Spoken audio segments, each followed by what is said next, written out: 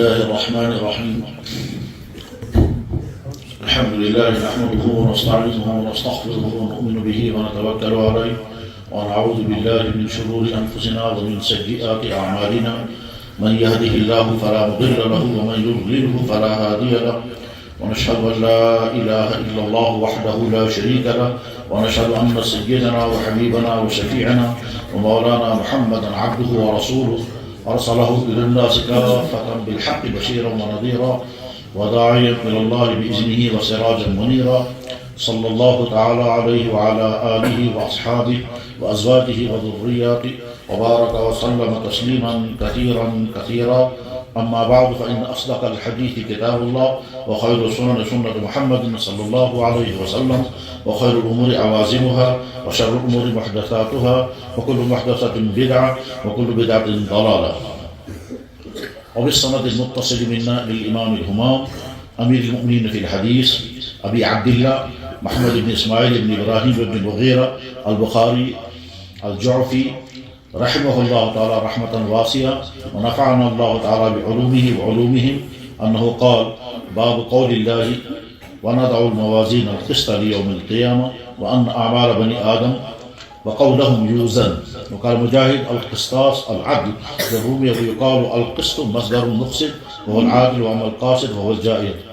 قال البخاري رحمه الله تعالى حدثنا إشقاب أحمد بن أشقاب قال حدثنا محمد بن فضيل عن عمار بن قعقاع عن أبي زرعة رحمهم الله تعالى عن أبي هريرة رضي الله تعالى عنه قال قال النبي صلى الله عليه وسلم كلمتان حبيبتان إلى الرحمن خفيفتان على اللسان ثقيلتان في الميزان سبحان الله وبحمده سبحان الله العظيم.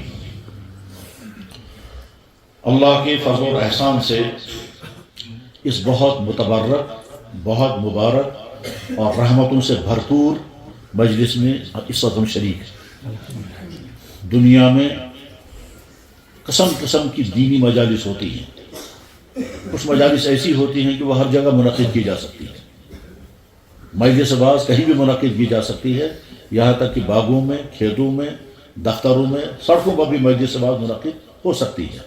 اس کے لیے افراد کی تعداد ہونا بھی ضروری ہے. ایک آدمی دوسرے انسان کو نصیحت کرے گا، یہ بھی مجلس باز ہے. لیکن کچھ مجالس ہوتی ہیں کہ نہ وہ ہر جگہ ہو سکتی ہیں، نہ وہ ہر شخص کر سکتا ہے. انہی مجالس میں سے ایک یہ مجلس ہے جو اپنی بہت ساری خصوصیات کی بنا پر منفرد مجلس ہے. یہ ہر جگہ نہیں ہو سکتی، نہ ہر شخص یہ کر سکتا ہے، نہ ہر شخص اس مجلس میں مستحق بن کر کے شریک ہو سکتا ہے. یہ تو صرف ان کے لیے مجلس ہوتی ہے جو حدیث مبارک کے درس کے آخری مرحلے پر پہنچے.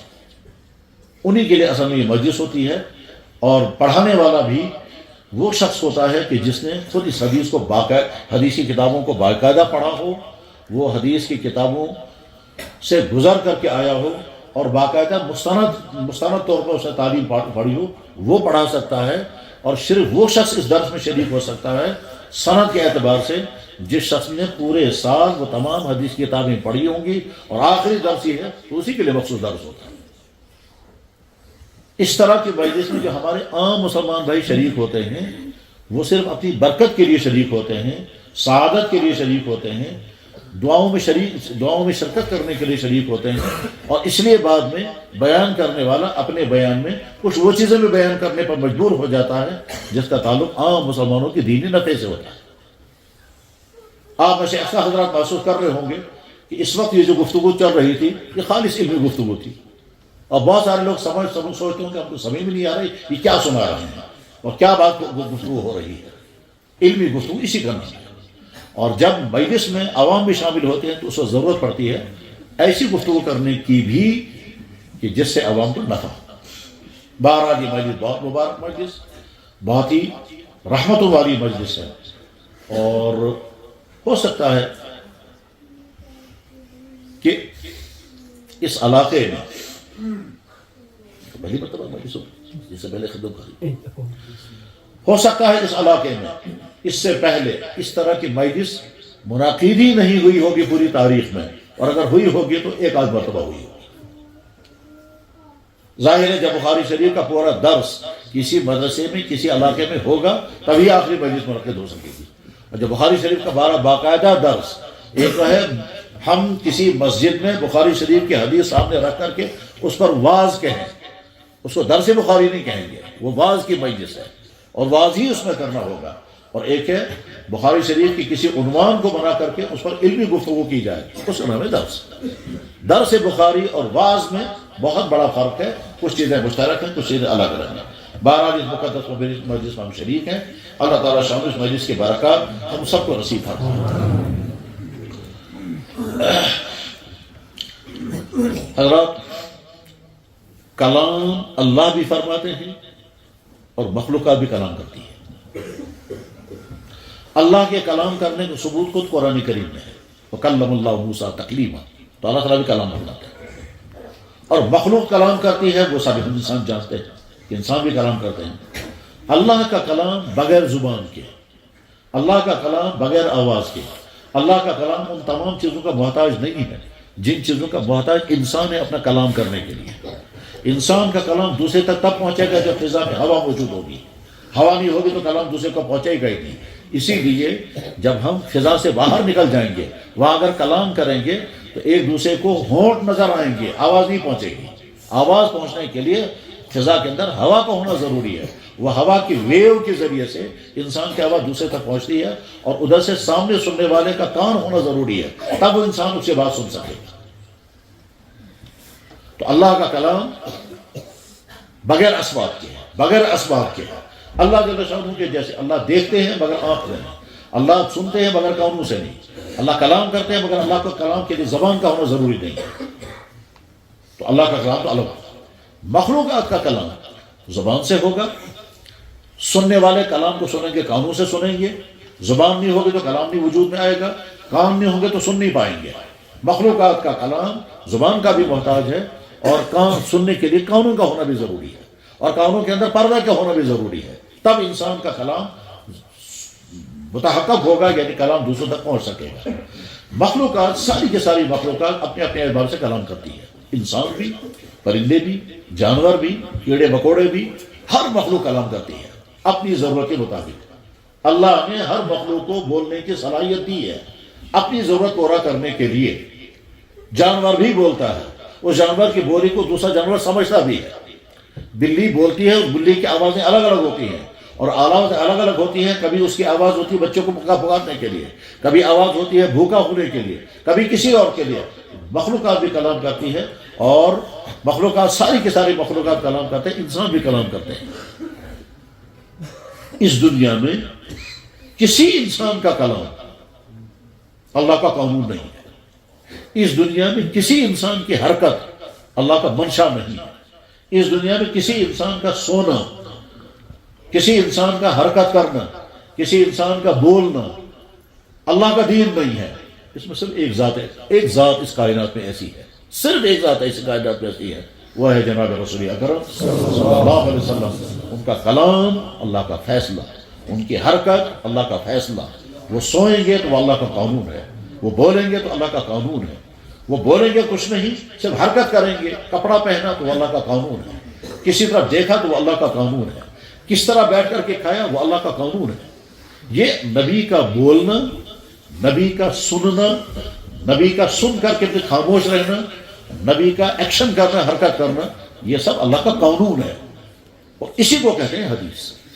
حدیث کے معنی نبی نے جو کہا وہ بھی کلام، وہ بھی اللہ کا قانون. نبی نے جو بولا وہ بھی اللہ کا. حتیٰ کہ اللہ کے نبی علیہ الصلوۃ والسلام اگر رات پہ آرام فرما رہے ہیں اور آپ کی نیند میں خراٹے آ گئے، یہ خراٹے بھی حدیث ہے اور حدیث بیان ہو گیا. سمعت رسول اللہ صلی اللہ علیہ وسلم حتی سمعنا غطیتہ او خطیتہ، ہم نے آپ کے خراٹے سنے تو صحابہ اس کو بیان کریں. نیند میں اللہ کے نبی علیہ الصلوۃ والسلام نے کیسے کروٹ لی، یہ کروٹ لینا یہ بے اختیاری چیز ہے، مگر یہ بھی حدیث ہے. اس دنیا میں کسی ذات کی ہر حرکت، کسی ذات کا ہر جملہ، کسی ذات کا ہر ایکشن کلام بن جائے. بلکہ ایسا بھی ہو سکتا ہے کہ نبی کی زبان مبارک سے ایسی آواز نکلے جس کا کوئی مطلب ہی نہیں ہے، جس کے کوئی معنی ہی نہیں ہے، مگر وہ بھی حدیث ہے. کیا ایسا ہو سکتا ہے کہ اللہ کے نبی علیہ السلام کی زبان مبارک سے کوئی لفظ نکلے اس کا مطلب ہی کوئی نہ ہو؟ کہ ہاں ایسا ہو سکتا ہے. اسی بخاری میں حدیث ہے کہ جناب رسول اللہ صلی اللہ علیہ وسلم نے مسواک فرمایا اور مسواک سے اپنی زبان کو رگڑا، تو زبان کو رگڑتے رگڑتے آپ کی زبان سے آواز نکلی آ، یا آواز نکلی او، یا آ ہے یا او، اس کا کوئی معنی نہیں، لیکن یہ فطری طور پر یہ آواز نکلی، کیونکہ زبان پر جب ہم مسواک رگڑیں گے یا انگلی سے زبان کو کھرچیں گے زبان کو صاف کرنے کے لیے، تو آواز آئے گی. چنانچہ حدیث میں موجود ہے، اسی بخاری شریف میں کتاب الوضو کے اندر حدیث موجود ہے.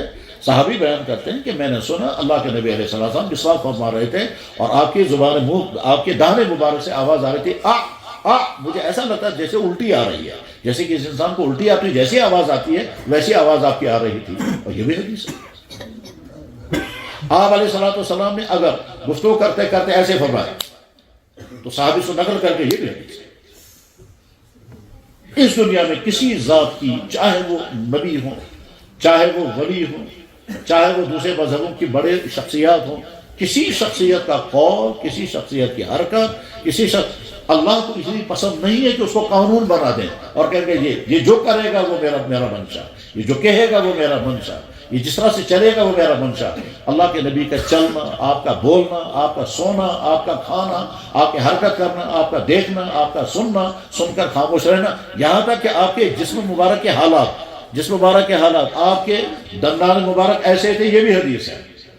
آپ کا جسم مبارک کا رنگ ایسا تھا، وہ بھی حدیث ہے. آپ کی داڑھی مبارک کے بعد اتنے سفید ہو گئے، یہ بھی حدیث ہے. حتیٰ کہ نیند میں اگر آپ نے کوئی حرکت کی ہے وہ بھی حدیث ہے. اس لیے کہتے ہیں اضیف الی النبی، حدیث سے کہتے ہیں اللہ کے نبی علیہ السلام نے جو کہا وہ قول رسول ہے، وہ بھی حدیث ہے. اللہ کے نبی علیہ السلام نے جو کیا وہ فعل رسول ہے، وہ بھی حدیث ہے. اللہ کے نبی علیہ السلام کے سامنے کسی نے کوئی کام کیا اور آپ نے خاموش دیکھا اور کچھ نہیں فرمایا، یہ بھی حدیث ہے. وہ تقریر رسول کہتے ہیں. اللہ کے نبی علیہ السلام آرام فرما رہے تھے، نیند میں بے اختیار طور پر آپ نے کچھ کہا، آواز نکل گئی، یہ بھی حدیث ہے. بیداری میں ہوں تب بھی حدیث ہے. آرام فرما رہے تھے تب آپ نے کوئی بات فرمائی، وہ بھی حدیث ہے.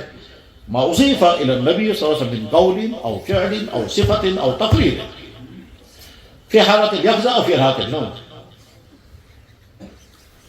اختیاریاً کان او غیر اختیار او اصراریاً، اختیار کے ساتھ آپ نے کیا، یہ اصراری طور پر کیا. آپ علیہ السلام کو طبعی طور پر مثلا شہد پسند تھا، آپ نے شہد کو چاٹا، تو یہ چاٹ اور شہد کا پسند کرنا، شہد کا پسند کرنا یہ بھی حدیث ہے، اور شہد کو چاٹ لینا یہ بھی حدیث ہے. اس دنیا میں اور کسی ذات کی ایسی کہ آپ کے ایک ایک حرکت کو ہم حدیث کا درجہ دیں، کسی کا نہیں، صرف جناب رسول اللہ کے مجزات ہیں. وما ينطق عن الهوى، اس کی زبان سے جو نکلے گا وہ اللہ کا قانون، وہ اللہ کا فیصلہ ہے. مولا یہاں پہ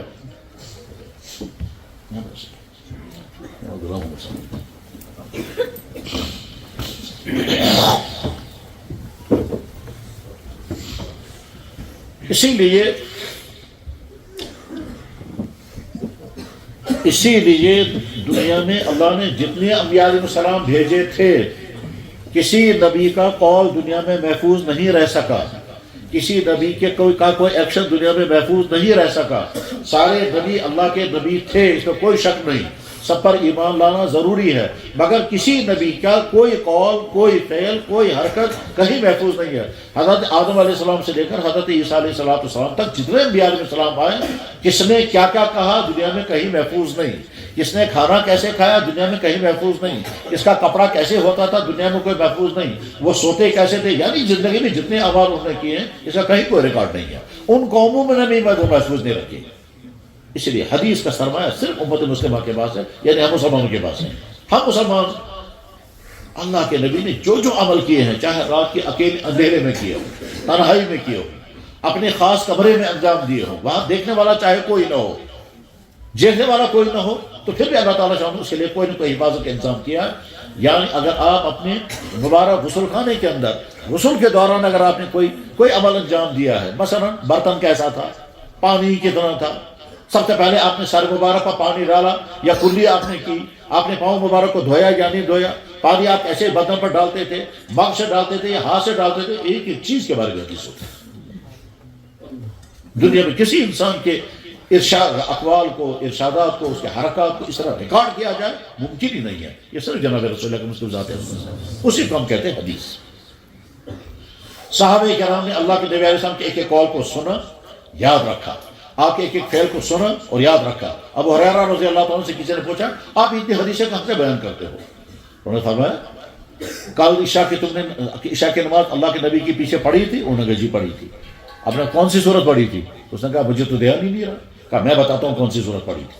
تم نے پرسوں عشاء کی نماز اللہ کے نبی علیہ السلام کی ابتدا میں پڑھی تھی؟ انہوں نے کہا جی پڑھی تھی۔ کون سی صورت نبی نے پڑھی تھی؟ کہا مجھے تو یاد نہیں۔ کہا میں سناتا ہوں، میں وہاں موجود ہوتا ہوں، ایک ایک چیز کو یاد رکھتا ہوں، دیکھتا ہوں اللہ کے نبی نے کیا فرمایا، کیا کیا، کس طرح سے کیا، وہ ایک ایک چیز آپ کی حدیث ہے۔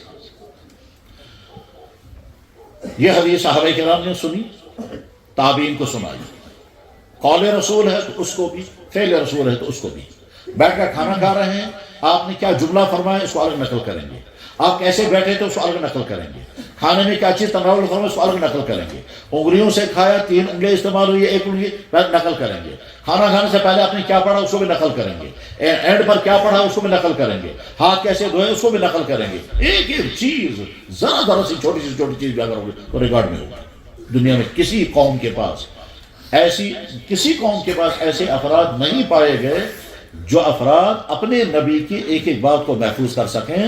کسی مذہب کے پاس، کسی شخصیت کے پاس ایسے لوگ نہیں تھے، چاہے کسی بھی مذہب کے ہوں، صرف جناب رسول اللہ کی ذات اقدس ہے۔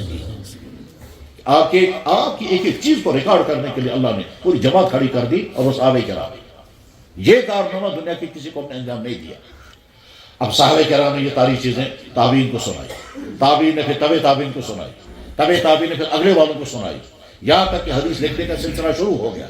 اور حدیث لکھنے کا سلسلہ شروع ہو گیا تو پھر ہوتے ہوتے وہ حدیثیں آگے مصنفین تک پہنچی، اور مصنفین بے شمار ہیں جنہوں نے حدیثیں جمع کی ہیں۔ ان مصنفین میں سے ایک محدث ہے امام بخاری رحمہ اللہ تعالیٰ، جن کی کتاب کا یہ آخری سبق اس وقت پڑھا جا رہا ہے۔ امام بخاری رحمہ اللہ تعالیٰ سے پہلے بھی بہت محدثین گزرے۔ امام بخاری کے استاد امام احمد بن حنبل ہے، وہ خود محدث ہے۔ امام احمد بن حنبل کے استاد امام شافعی، وہ خود محدث ہے۔ امام شافعی رحمہ اللہ تعالیٰ کے استاد امام مالک، وہ خود محدث ہے۔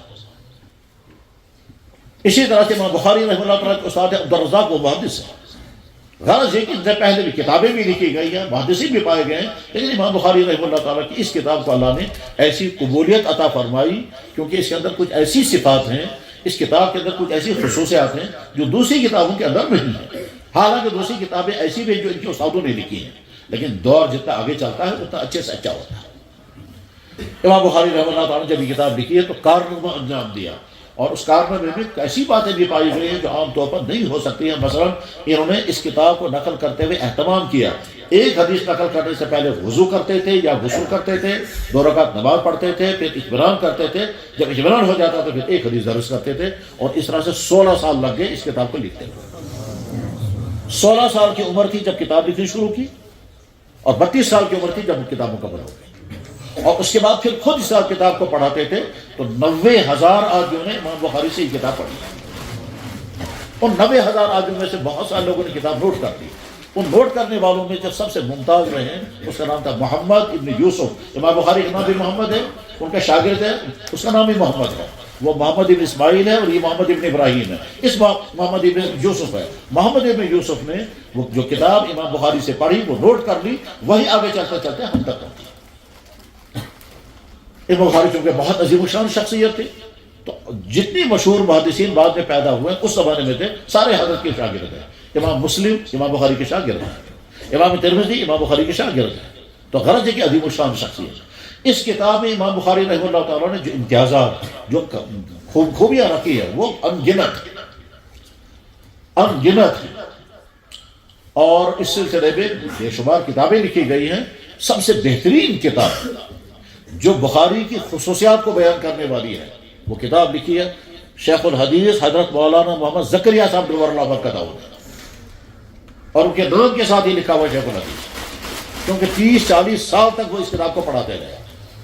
اور یہ جو ہمارے مولانا پڑھا رہے تھے حضرت مولانا مفتی محمد اشرف صاحب، یہ شاگرد ہیں حضرت مولانا یونس جون پوری رحمہ اللہ تعالیٰ کے، جو اپنے زمانے میں بلا شبہ امیر المومنین چل رہی تھے پورے عالم میں۔ جیسا کہ عرب عالم کو خواب میں زیارت ہوئی تھی اللہ کے نبی علیہ السلام کی، اور خواب میں انہوں نے پوچھا یا رسول اللہ اس وقت دنیا میں امیر المومنین فی الحدیث کون ہے؟ تو اللہ کے نبی علیہ السلام نے ارشاد فرمایا تھا محمد یونس جون پور، اور ان سے انہوں نے بخاری شریف پڑھی.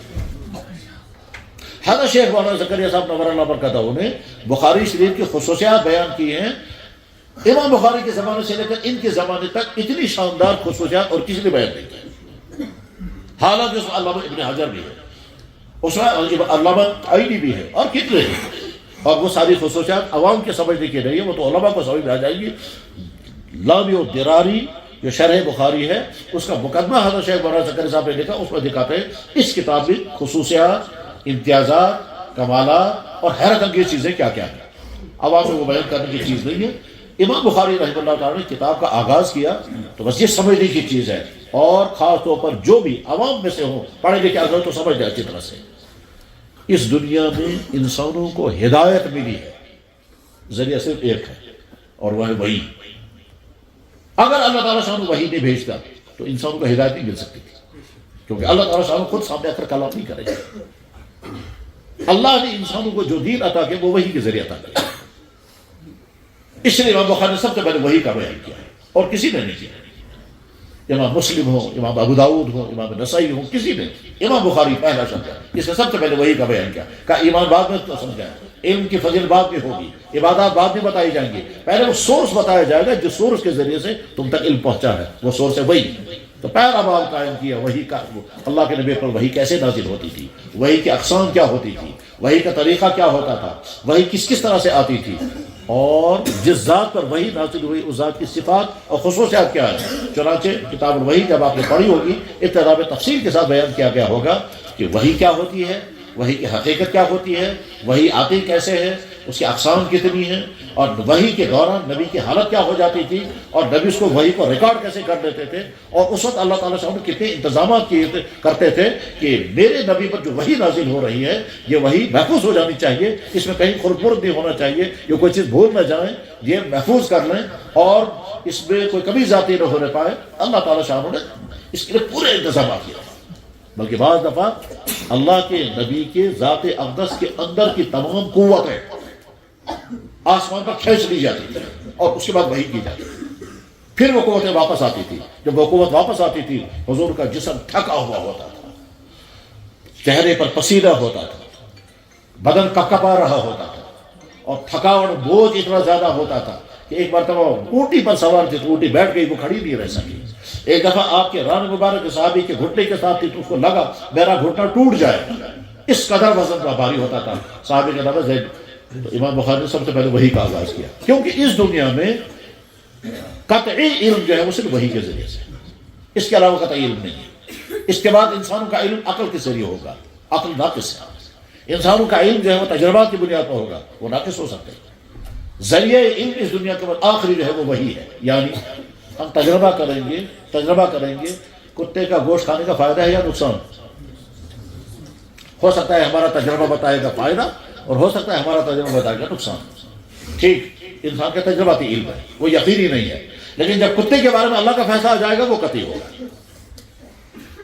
دنیا میں زمین سے کیا کیا چیزیں اگتی ہیں، اب ہمیں تجربہ کرنا ہے کون سی چیز انسان کے لیے فائدے مند ہے، کس چیز کو ہم الاؤ کریں گے، کون سی چیز انسان کے لیے نقصان دہ ہے، کس کو ہم بیل لگا دیں گے. انسانوں کا تجربہ الگ الگ ہو جائیں گے، اور الگ الگ ہو جائیں گے تو کچھ کہے گا، کچھ لوگ کہیں گے یہ ہونا چاہیے، کچھ کہیں گے یہ ہونا چاہیے، کیونکہ انسان کی عقل جو ہے وہ ایک جیسی عقل نہیں ہے.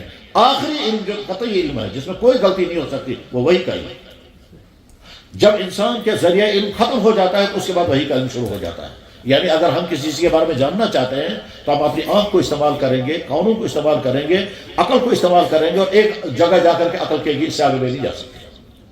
ہم اس وقت مسجد میں ہیں، ہمیں یہ معلوم کرنا ہے کہ مسجد کا رنگ کیسا ہے، تو آنکھ کو استعمال کریں گے، آنکھ دیکھ کر بتائے گی مسجد کا رنگ سفید. اب ہمیں یہ معلوم کرنا ہے کہ مسجد گرم ہے یا ٹھنڈی ہے، تو ہمارا بدن استعمال ہوگا. اگر ٹھنڈ محسوس ہو رہی تو کہیں گے ٹھنڈ ہے. اب ہمیں یہ معلوم کرنا ہے کہ اس کی ہائٹ کتنی ہے، اندازہ لگائیں گے ہائٹ اتنی ہے. اس کے بعد اب ہم آنکھ سے پوچھیں گے یہ بتائیے یہ مسجد کس نے بنائی، تو آنکھ کا جواب آئے گا میرا کام دیکھنا ہے، یہ نہیں بتانا، میرا کام یہ نہیں کہ آپ کو بتاؤں گی میں بنایا کس نے. ہم کان سے پوچھیں گے، آپ بہت ساری باتیں ہمیں بتاتے ہو آواز سن کر، آپ ذرا بولو یہ مسجد کس نے بنائی ہے. کان کہے گا میری ڈیوٹی یہ نہیں ہے. ہم زبان سے کہیں گے، آپ کے ذریعے سے ہمیں پتہ چلتا ہے کھانے کی کون سی چیز کیسی مزیدار ہے. آپ ذرا بتاؤ تو مسجد کس نے بنائی؟ تو زبان کہ میرا کام چکھنا ہے، چکھنے کی چیز اگر ہوگی میں چکھ کے بتا دوں گی یہ کیسی ہے۔ مسجد کس نے بنائی یہ میرا کام نہیں ہے۔ اب ان تینوں سے پوچھیں گے، ہم کس سے پوچھیں گے؟ عقل سے پوچھیں گے۔ عقل کہ ہاں جب کیا سوال ہے آپ کا؟ یہ ہمارا سوال یہ ہے کہ یہ مسجد خود بنی ہے یا کسی نے بنائی ہے؟ تو عقل کہے گی خود کوئی چیز نہیں بنتی ہے جب تک کوئی بنانے والا نہ ہو، دنیا میں کوئی چیز خود نہیں بنتی۔ عقل کا جواب ہی آ گیا۔ اب ہم عقل سے پوچھتے ہیں آپ کا فیصلہ کیا ہے؟ یہ کسی نے بنائی ہے؟ عقل کہے گا ہاں میرا فیصلہ یہ ہے کہ مسجد کسی نے بنائی ہے۔ وہ آرکیٹیکٹ ہوگا جس نے نقشہ بنایا، وہ انجینئر ہوگا جسے ساری، اور اس کے بعد پھر مسجد کے انتظام والے ہوں گے، یہ سارا ہوگا تب یہ مسجد بنائی جائے۔ اب ہم عقل سے پوچھیں گے ان کے بارے میں بتاؤ وہ کون کون ہے، تو عقل کہے کہ وہاں جا کر معلومات کرو، میری ڈیوٹی ختم ہوگی، یہاں جا کر عقل رک جائے گی۔ ٹھیک اسی طرح سے ایک انسان کے سامنے ایک عورت آئی، اب ہم اپنی آنکھوں سے پوچھیں گے یہ عورت کس عمر کی ہوگی، کس قد کی ہوگی، کہ شکل و صورت کی ہوگی، آنکھ دیکھ کر بتائے گی۔ اب ہم یہ دیکھنا چاہتے ہیں کہ یہ صحت مند ہے، کمزور ہے، بیمار ہے، تو چیک اپ کرنا ہوگا۔ اور آخر میں جب پوچھیں گے کہ جناب یہ عورت خود بنی ہے، اس کو کسی نے بنایا ہے، تو عقل کہے گی خود کوئی چیز نہیں بنتی، اس کو کسی نے بنایا ہے۔ اب جب پوچھیں گے بنانے والا کون ہے، تو عقل کہے کہ میری ڈیوٹی ختم ہو گئی، یہ معلومات وہاں سے لے لو۔ اب جب باہر کی معلومات کے لیے ہم نکلیں گے تو ہم پوچھیں گے کس سے؟ نبی کہے گا میرے پاس وحی آئی ہے اور وحی بھیجنے والے نے کہا کہ عورت کو میں نے بنایا۔ یا اگر کی بات، وہی آخری ذریعہ علم ہے، اس سے پہلے کا علم کا ذریعہ جو ہے وہ سب ناقص ہیں، اور جب انسان ان ذریعوں کو استعمال کرتے ہیں تو دھوکہ کھاتے ہیں۔ عام لوگ اس سے سمجھ سکتے ہیں۔ دنیا میں یہ سوال پیدا ہوا کہ مردوں عورتوں کا نکاح تو ہوتا ہے، ہونا بھی چاہیے، کیا مردوں کا مردوں سے نکاح ہونا چاہیے یا نہیں؟ تو دنیا کے انسانوں نے، آدھی دنیا بلکہ پوری دنیا میں فیصلہ کر دیا ہاں مردوں کا مردوں سے نکاح ہو سکتا ہے۔ یہ انسانوں کی عقل فیصلہ کر رہی ہے، انسانوں کی عقل یہی فیصلہ کر رہی ہے۔ اس وقت ساری دنیا میں گےازم، لیسبینزم، مردوں کا نکاح قانون بن رہے ہیں، بلکہ بے شمار ملکوں میں قانون نافذ ہو چکا ہے کہ مرد مردوں کے ساتھ نکاح کر سکتے ہیں، عورتیں عورتوں کے ساتھ نکاح کر سکتے ہیں، اس میں کوئی حرج نہیں۔ اب ہم وہی سے پوچھیں گے تو اللہ تعالیٰ کی طرف سے جواب آئے گا پہلے یہ طے کرو نکاح کرتے کیوں ہیں، پہلے یہ طے کرو نکاح کرتے کیوں ہیں۔ ہم کہیں گے اللہ آپ ہی بتا دیجیے نکاح کیوں کرتے ہیں۔ اللہ تعالیٰ سے ہم کے ساتھ جواب آئے گا نکاح اس لیے کرتے ہیں کہ تمہارے اندر میں نے پیاس رکھی ہے، جنسی طلب، وہ طلب میں نے پیدا کی ہے، اس طلب کو ختم کرنے کے لیے، اس طلب کو ٹھیک طرح سے پورا کرنے کے لیے نکاح کرنا ہے۔ تم کسی غلط جگہ پر وہ طلب پوری نہیں کرو گے، وہ زناکاری ہوگی۔ تم جائز طریقے سے، اس کے لیے میں نے سسٹم بنایا۔ کیا سسٹم بنایا؟ اس سے نکاح کر سکتے ہو، اس سے نہیں کر سکتے۔ نکاح اس غرض کے لیے، ٹھیک ہے۔ تو کیا مقصد ہے نکاح کرنے کا؟ نمبر 1 گناہ سے بچ جائے۔ اور کیا مقصد ہے نکاح کرنے کا؟ کہ تمہیں اولاد مل جائے۔ اور کیا ہے نکاح کرنے کا مقصد؟ کہ خاندان بن جائے۔ تو خاندان بن جائے، اولاد مل جائے، جنسی چاہت پوری ہو جائے۔ اس غرض کے لیے جب نکاح کرو گے تو جب مردوں کے ساتھ نکاح کرے گے تو ایک مقصد پورا نہیں ہوگا۔ تو تم نادان ہو جب تم کہو گے مردوں کا مردوں سے نکاح ہونا چاہیے، اس میں تو ایک مقصد بھی پورا نہیں ہوگا، نہ خاندان بنے گا، نہ اولاد ملے گی، نہ تمہاری جنسی چاہت فطری طور پر پوری ہوگی۔ اور جواب آئے گا کہ جانور بھی ایسا یہ حرکت نہیں کرتے ہیں، انسان یہ حرکت کر رہے ہیں۔ اس سے سمجھ میں آتا ہے کہ انسان کی عقل انسان کو کیسے دھوکہ دیتی ہے۔ دنیا کے وہ لوگ جو یہ قانون بنا رہے ہیں وہ اپنے فیلڈ میں ماہر ہیں، وہ پڑھے لکھے ہیں۔ قانون کیا بنایا گیا؟ سارے یورپ میں شاید ایک بھی ملک بچا ہوا نہیں ہے جہاں یہ قانون نہ بنا ہوا ہو۔ ہم جواب میں کہتے ہیں یہ تو عقل کے خلاف قانون ہے، یہ نیچر کے خلاف قانون ہے۔ اور خیر ان کا قانون کو مبارک ہو۔ وہی کا عالم یہ ہے کہ ہمارے نبی نے 1400 سال پہلے بتا دیا تھا کہ ایسا ہونے والا ہے۔ آپ نے فرمایا تھا ان من اشراط الساعۃ ان یختلف الرجال بالرجال وتختلف النساء بالنساء، یہ ہے وہی یہ ہے کہ اللہ کے نبی علیہ السلام نے میڈیکل سائنس نہیں پڑھی، لیکن جب آپ کوئی حکم بیان فرمائیں گے تو آج کے میڈیکل ٹھیک وہی کہیں گے جو اللہ کے نبی نے کہا۔ اللہ کے نبی علیہ السلام نے کسی لا کالج میں تعلیم نہیں پڑھی، لیکن اللہ کے نبی نے جب قانون بنایا تو ایسا حتمی قانون جو قیامت تک اس سے بہتر قانون بن ہی نہیں سکتا، کیونکہ اس سے پیچھے وہی ہے۔ دنیا میں سارے انسان کھانا کھاتے ہیں، کھانا کھانے کے لیے کیا سسٹم ہونا چاہیے؟ ہم چمچوں سے کھائیں، ہاتھوں سے کھائیں، ہاتھ دھو کر کے کھائیں، بغیر ہاتھوں کے کھائیں، دونوں ہاتھوں سے کھائیں، منہ جو ہے وہ کھانے کے ساتھ لگا کر کے کھائیں، طریقے الگ الگ ہو سکتے ہیں۔ اللہ کے نبی نے کھانا کھانے کا جو طریقہ مقرر کیا اس سے زیادہ بہتر طریقہ دنیا میں ہو ہی نہیں سکتا۔ وہی انسانوں کے لیے آخری ذریعہ علم ہے. اسی وہی سے امام بخاری نے کتاب کا آغاز کیا. ٹھیک، امام بخاری رحمہ اللہ تعالیٰ نے کتاب کا آغاز کیا اسی وقت، اور اس ایسے ہی کتاب کا جو اختتام کیا وہ بھی عجیب کیا. دنیا میں انسان آیا، زندگی گزارے گا، اور جہاں زندگی گزار کے یہاں سے لے کر کیا جائے گا. اسے بڑے شوق سے مکان بنایا، کیا مکان ساتھ لے کر جائے گا؟ جواب نہیں. دنیا میں انسان نے سونے چاندی کے ذخائر جمع کیے، کیا یہ سونا چاندی لے کر کے جائے گا؟ جواب نہیں، یہیں چھوڑ کے جائے گا. دنیا میں انسان نے بڑے شوق سے کپڑے بنائے، کیا وہ کپڑے لے کر کے جائے گا؟ جواب نہیں، یہیں چھوڑ کے جائے گا. جتنی چیزیں انسان تیار کرتا ہے اس دنیا میں، ایک آدمی کے پاس باغ نہیں تھا، پیسے کمائے، پیسے کمانے کے بعد بہت شاندار باغ خریدا، اس میں درخت لگائے، اب یہ باغ لے کر کے جائے گا کہ جواب ہے نہیں، لے کر جائے گا. تو کیا لے کر کے جائے گا؟ تو جواب ہے جو لے کر کے جائے گا. امام بخاری نے اخیر میں وہی باب قائم کر کے فرمایا کہ دیکھو دنیا سے تم لے کر کے جاؤ گے وہ اعمال لے کر کے جاؤ گے، اور اعمال لے کر کے جاؤ گے ان اعمال کا وہاں وزن ہوگا. وہ اعمال چاہے زبان کے اعمال ہو، چاہے جسم کے اعمال ہو، سارے اعمال کا وہاں وزن ہوگا. اور اللہ تعالیٰ سے وہاں ترازو تیار رکھی ہے، تم لے کر کے جو آؤ گے ان میں سے ایک ایک چیز کا وزن ہوگا. اور وزن ہوگا تو اس کے لیے شرط یہ ہے کہ وہ تمہارے اعمال قابل وزن ہو. قابل وزن ہونے کے معنی یہ ہے اگر عمل کتنا ہی اچھا ہو، اگر ایمان نہیں ہوگا اس عمل کی کوئی حیثیت نہیں.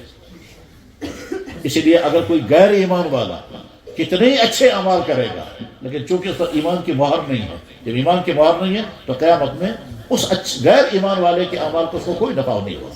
ہاں دنیا میں غیر ایمان والا جب اچھے اعمال کرے گا اس اچھے اعمال کو نفع ہوگا، لیکن آخر میں کوئی نفع ہونے والا نہیں، کیونکہ آخری کے نفع کے لیے لازم ہے کہ ہر عمل کے اوپر بہت ایمان کی لگی ہو.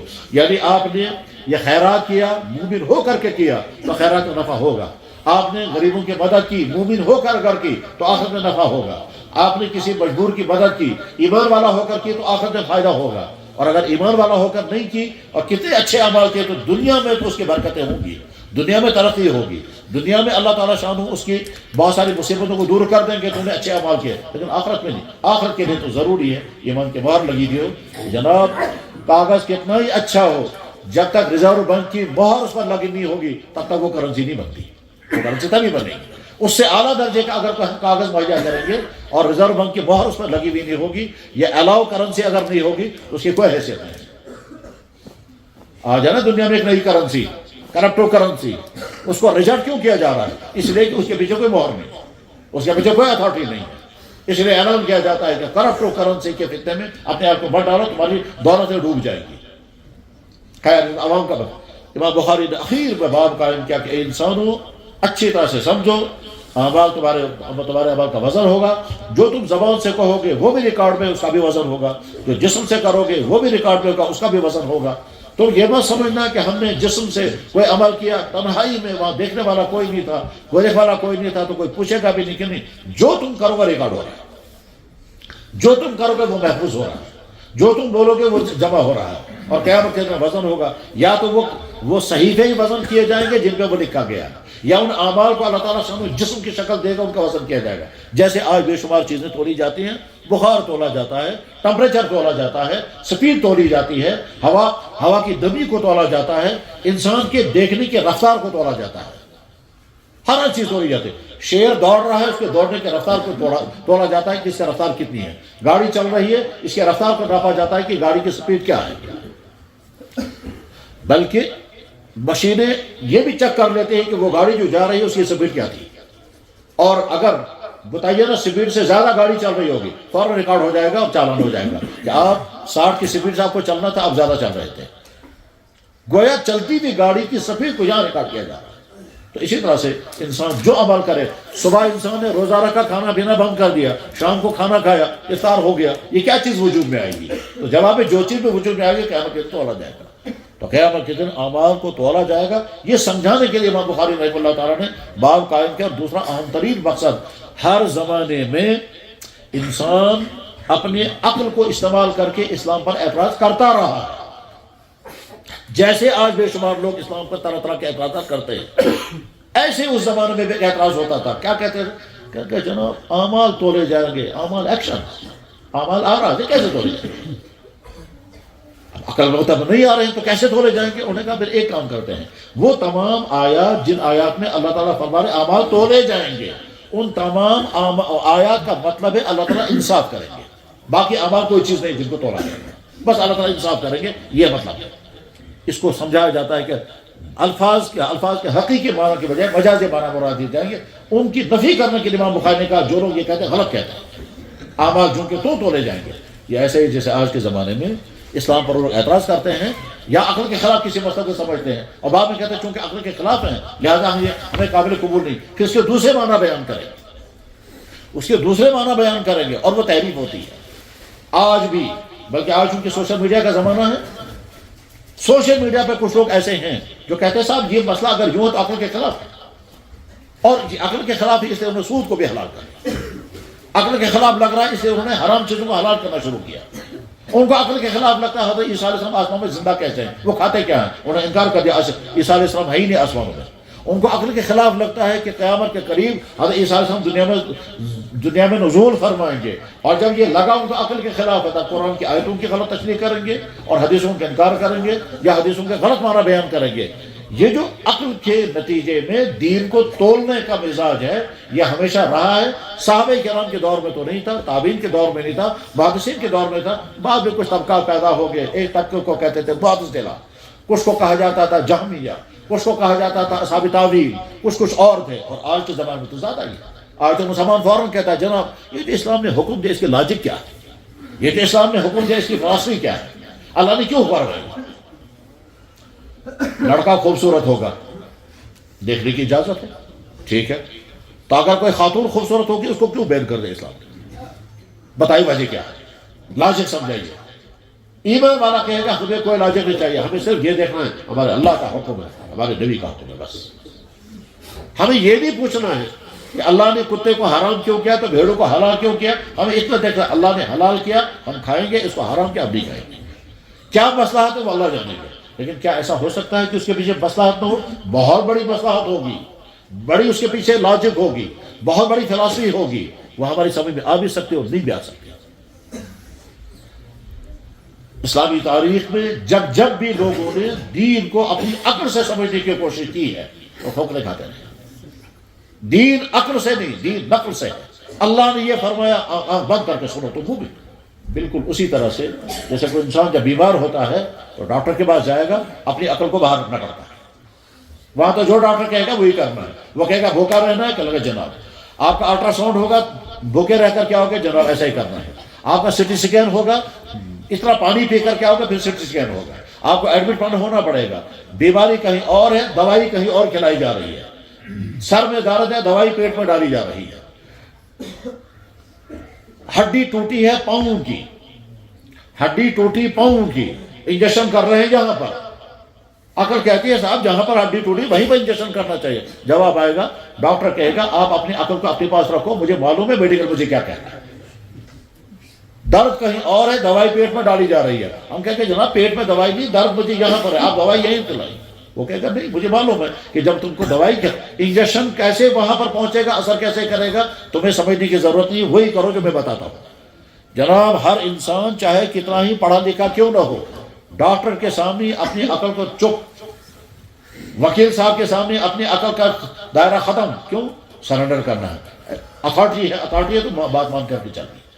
اگر ہم کسی ادارے میں جائیں گے اور ان سے کہیں گے جناب آپ کا سکول کتنے بجے شروع ہوتا ہے، انہوں نے کہا 10 بجے، اور آج کتنے بجے ہوتا ہے، کہنے گا جی 4 بجے، کہ میں آپ کو تجویز دیتا ہوں آپ چینج کر دیں۔ وہ کہیں گے آپ گھر سے باہر نکل، آپ گھر چلے جائیں، ہم کو تجویز دینے کی ضرورت نہیں ہے، ہم خود طے کریں گے کتنے بجے ہم سکول سٹارٹ کریں گے، کتنے بجے اینڈ کریں گے، کیونکہ ہم اس کے مالک۔ انسان کسی کو اتھارٹی مانتا ہے تو پھر وہاں نہ لاجک ڈھونڈتا ہے، نہ لما ڈھونڈتا ہے، نہ کیفا ڈھونڈتا ہے، وہاں تو اتنا ہے ہم بندہ اللہ کا بندہ ہے، اللہ کا حکم آ گیا آنکھ بند کر کے ماننا ہے۔ حضرت حامی رحمہ اللہ تعالیٰ سے کسی نے پوچھا کہ حضرت یہ جائز ہے ناجائز؟ حضرت نے فرمایا جائز ہے یا ناجائز ہے؟ اس نے کہا وجہ کیا ہے، وجہ کیا ہے؟ تو حضرت نے فرمایا تم یہ جو وجہ پوچھ رہے ہو اس کی وجہ کیا ہے، تم جو وجہ پوچھ رہے ہو اس وجہ کیا ہے؟ وہ بیچارہ خاموش ہو گیا۔ ایک دوسری مجلس میں حضرت حامی نے فرمایا جو آدمی یہ پوچھتا ہے کہ اللہ نے یہ حکم کیوں دیا، اللہ نے یہ حکم کیوں دیا، وہ بندہ نہیں، بندہ وہ ہے اللہ نے یہ حکم۔ ایک شخص افسر ہے، وہ گھر کے نوکر کو فون کر کے کہتا ہے اتنا گوشت خرید کر کے لاؤ، اتنی دہی لاؤ، اتنی فلاں چیز لاؤ، اتنے پھل لاؤ۔ نوکر وہاں سے کہتا ہے سر ہم تو آپ گھر میں 2 میاں بیوی ہو، یہ اتنا گوشت کس کے لیے، یہ اتنے پھل کس کے لیے؟ تو افسر کہے گا تمہیں کس نے حق دیا ہے مجھ پہ اعتراض کرنے کا، جو میں کہہ رہا ہوں وہ کرو۔ وہ کہتا ہے نہیں مجھے پہلے وجہ ہے، گھر میں 2 ہی آدمی اتنا سارا کیوں لانا ہے، اور آپ اتنا سارا کھا بھی نہیں سکتے ہیں۔ افسر کہے گا بھائی تمہارا کام نہیں ہے یہ پوچھنا کہ میں اتنا کیوں منگوا رہا ہوں، تمہارا کام ہے جو میں کہہ رہا ہوں وہ کرو۔ وہ کہتا ہے نہیں سر جب تک مجھے سمجھ نہیں آئے گا میں نہیں کروں گا۔ تو نتیجہ کیا نکلے گا؟ جواب آئے گا کہ چھٹی کرو ہم کسی اور کو لائیں گے۔ ٹھیک، اس نے کہا سر ٹھیک ہے میں لاؤں گا مگر مجھے بعد میں خود تمہیں سمجھ میں آ جائے گا۔ اب جب شام کو افسر کے ساتھ مہمان آئے تب اسے پتا چلا یہ زیادہ کیوں منگوایا۔ بس ٹھیک اسی طرح سے اللہ اور اللہ کے نبی جب کسی چیز کا حکم دیں گے اس کے پیچھے وجہ بھی ہوگی، فلسفی بھی ہوگی، لاجک بھی ہوگی، مگر ایمان والے کا کام نہیں ہے میں تب مانوں گا جب مجھے سمجھ میں آئے گا۔ ایمان والے کا کام ہے یا اللہ آپ کا حکم ہے مجھے تسلیم، آپ کے ہاں مگر کنفرم ہونا چاہیے کہ اللہ اور اللہ کا، ایسا نہیں کہ حکم اللہ اور اللہ کے نبی کا نہیں ہے، انسان نے خود اپنا کہا یہ دین ہے، جیسا کہ تحریف کرنے والے کرتے ہیں، جو دین نہیں ہوتا ہے کہیں گے یہ دین ہے، اور بے دین کو دین بنا کر جب پیش کریں گے اس کو ریجیکٹ کرنا ہے۔ جو دین ہے اس کو آنکھ بند کر کے ماننا ہے، اور جو دین نہیں ہے اس کو دین کے نام پر ایکسپٹ بھی نہیں کرنا۔ امام بخاری رحمہ اللہ تعالیٰ نے اخیر میں باب قائم کیا کہ دیکھو تمہارے اعمال تولے جائیں گے، لہذا اچھی طرح سے ذہن میں رکھو کہ یہ مت سمجھنا ہم تنہائی میں اکیلے میں کوئی عمل کریں گے اس کا کیا ہوگا، نہیں۔ ایک طرف سے اللہ تعالیٰ شانو اعمال ریکارڈ کر رہے ہیں، ایک طرف سے فرشتے سارے اعمال نوٹ کر رہے ہیں، دوسری طرف سے ہمارا جسم تمام اعمال کو ریکارڈ کر رہا ہے، چوتھی طرف سے زمین پر جہاں پر یہ عمل ہوتا ہے وہ زمین پہ قیامت کے دن گواہی دے گی۔ تو 4 جگہ ریکارڈنگ ہو رہی ہے۔ اگر کہیں سی کیمرہ لگا ہوگا وہاں انسان غلطی نہیں کرے گا، کیوں نہیں کرے گا غلطی؟ اس لیے کہ کیمرہ لگا ہوا ہے، اور آپ نے ڈر رہا ہے کہ صاحب اگر میں غلطی کروں گا تو کیمرہ ریکارڈ کرے گا، اور بعد میں صرف کیمرے سے فوٹیج نکالنی ہے سب بتائے گا۔ آج چوریاں آرام کے ساتھ پکڑی جاتی ہیں، فراڈ آرام کے ساتھ پکڑے جاتے ہیں۔ ابھی کچھ دنوں پہلے یہ ہمارے رفیق محترم مفتی ایوب صاحب بیان کر رہے تھے، میں نے سنا کسی مسجد میں ایک صاحب آئے جوتا لے کر کے، جوتا نیا جوتا تھا وہاں رکھا، بعد میں جب نکلے تو وہ جوتا غائب تھا۔ وہ بیچارہ پریشان ہو گیا کہ میرا جوتا کون لے کر گیا؟ مسجد والوں نے کہا گھبرانا نہیں ہے کیمرہ لگا ہوا ہے ابھی معلوم کر لیتے ہیں۔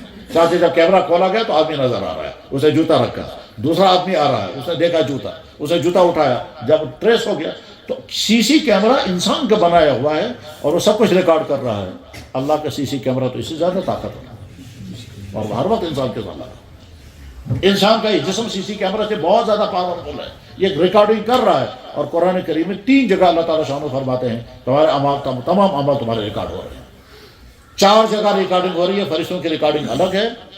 جس زمین کے جس خطے پر جو انسان جو کرتا ہے، زمین کے جس خطے پر سجدہ کیا گیا اگر وہ مستقل سجدہ کرنے کی جگہ ہے تو روئے زمین کی مقدس ترین جگہ اس کو کہتے ہیں مسجد، اور اللہ کے علاوہ کسی اور کو سجدہ کیا گیا تو زمین کی بدترین جگہ ہے اس کو کہتے ہیں بت خانہ، اس کو کہیں گے شرک خانہ، جہاں اللہ کے علاوہ کسی اور کو سجدہ کیا جائے۔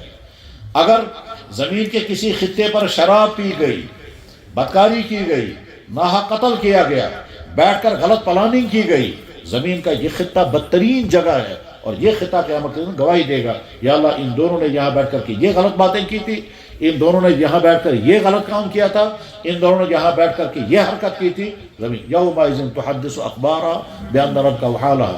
تو بندے کو سوچنا ہے میں چھپ کیسے سکتا ہوں، اللہ بھی محفوظ کر رہے ہیں، فرشتے بھی ریکارڈ کر رہے ہیں، اور میرا جسم بھی ریکارڈ کر رہا ہے، اور قیامت کے دن عمل تولے بھی جائیں گے، انکار بھی نہیں کر سکتے۔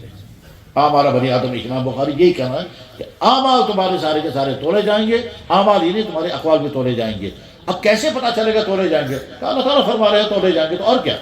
اور اللہ کے نبی نے بھی فرمایا، اللہ کے نبی نے کیا فرمایا کہ تمہارا یہ عمل قیامت کے دن میزان میں وزنی ہوگا، اس کا مطلب میزان ہوگی، جب میزان ہوگی تو اعمال بھی تولے جائیں گے۔ یہی بات سمجھانے کے لیے پھر حدیث نقل فرمائی، اور اس حدیث کے کلمات ہیں سبحان اللہ و بحمدہ سبحان اللہ العظیم۔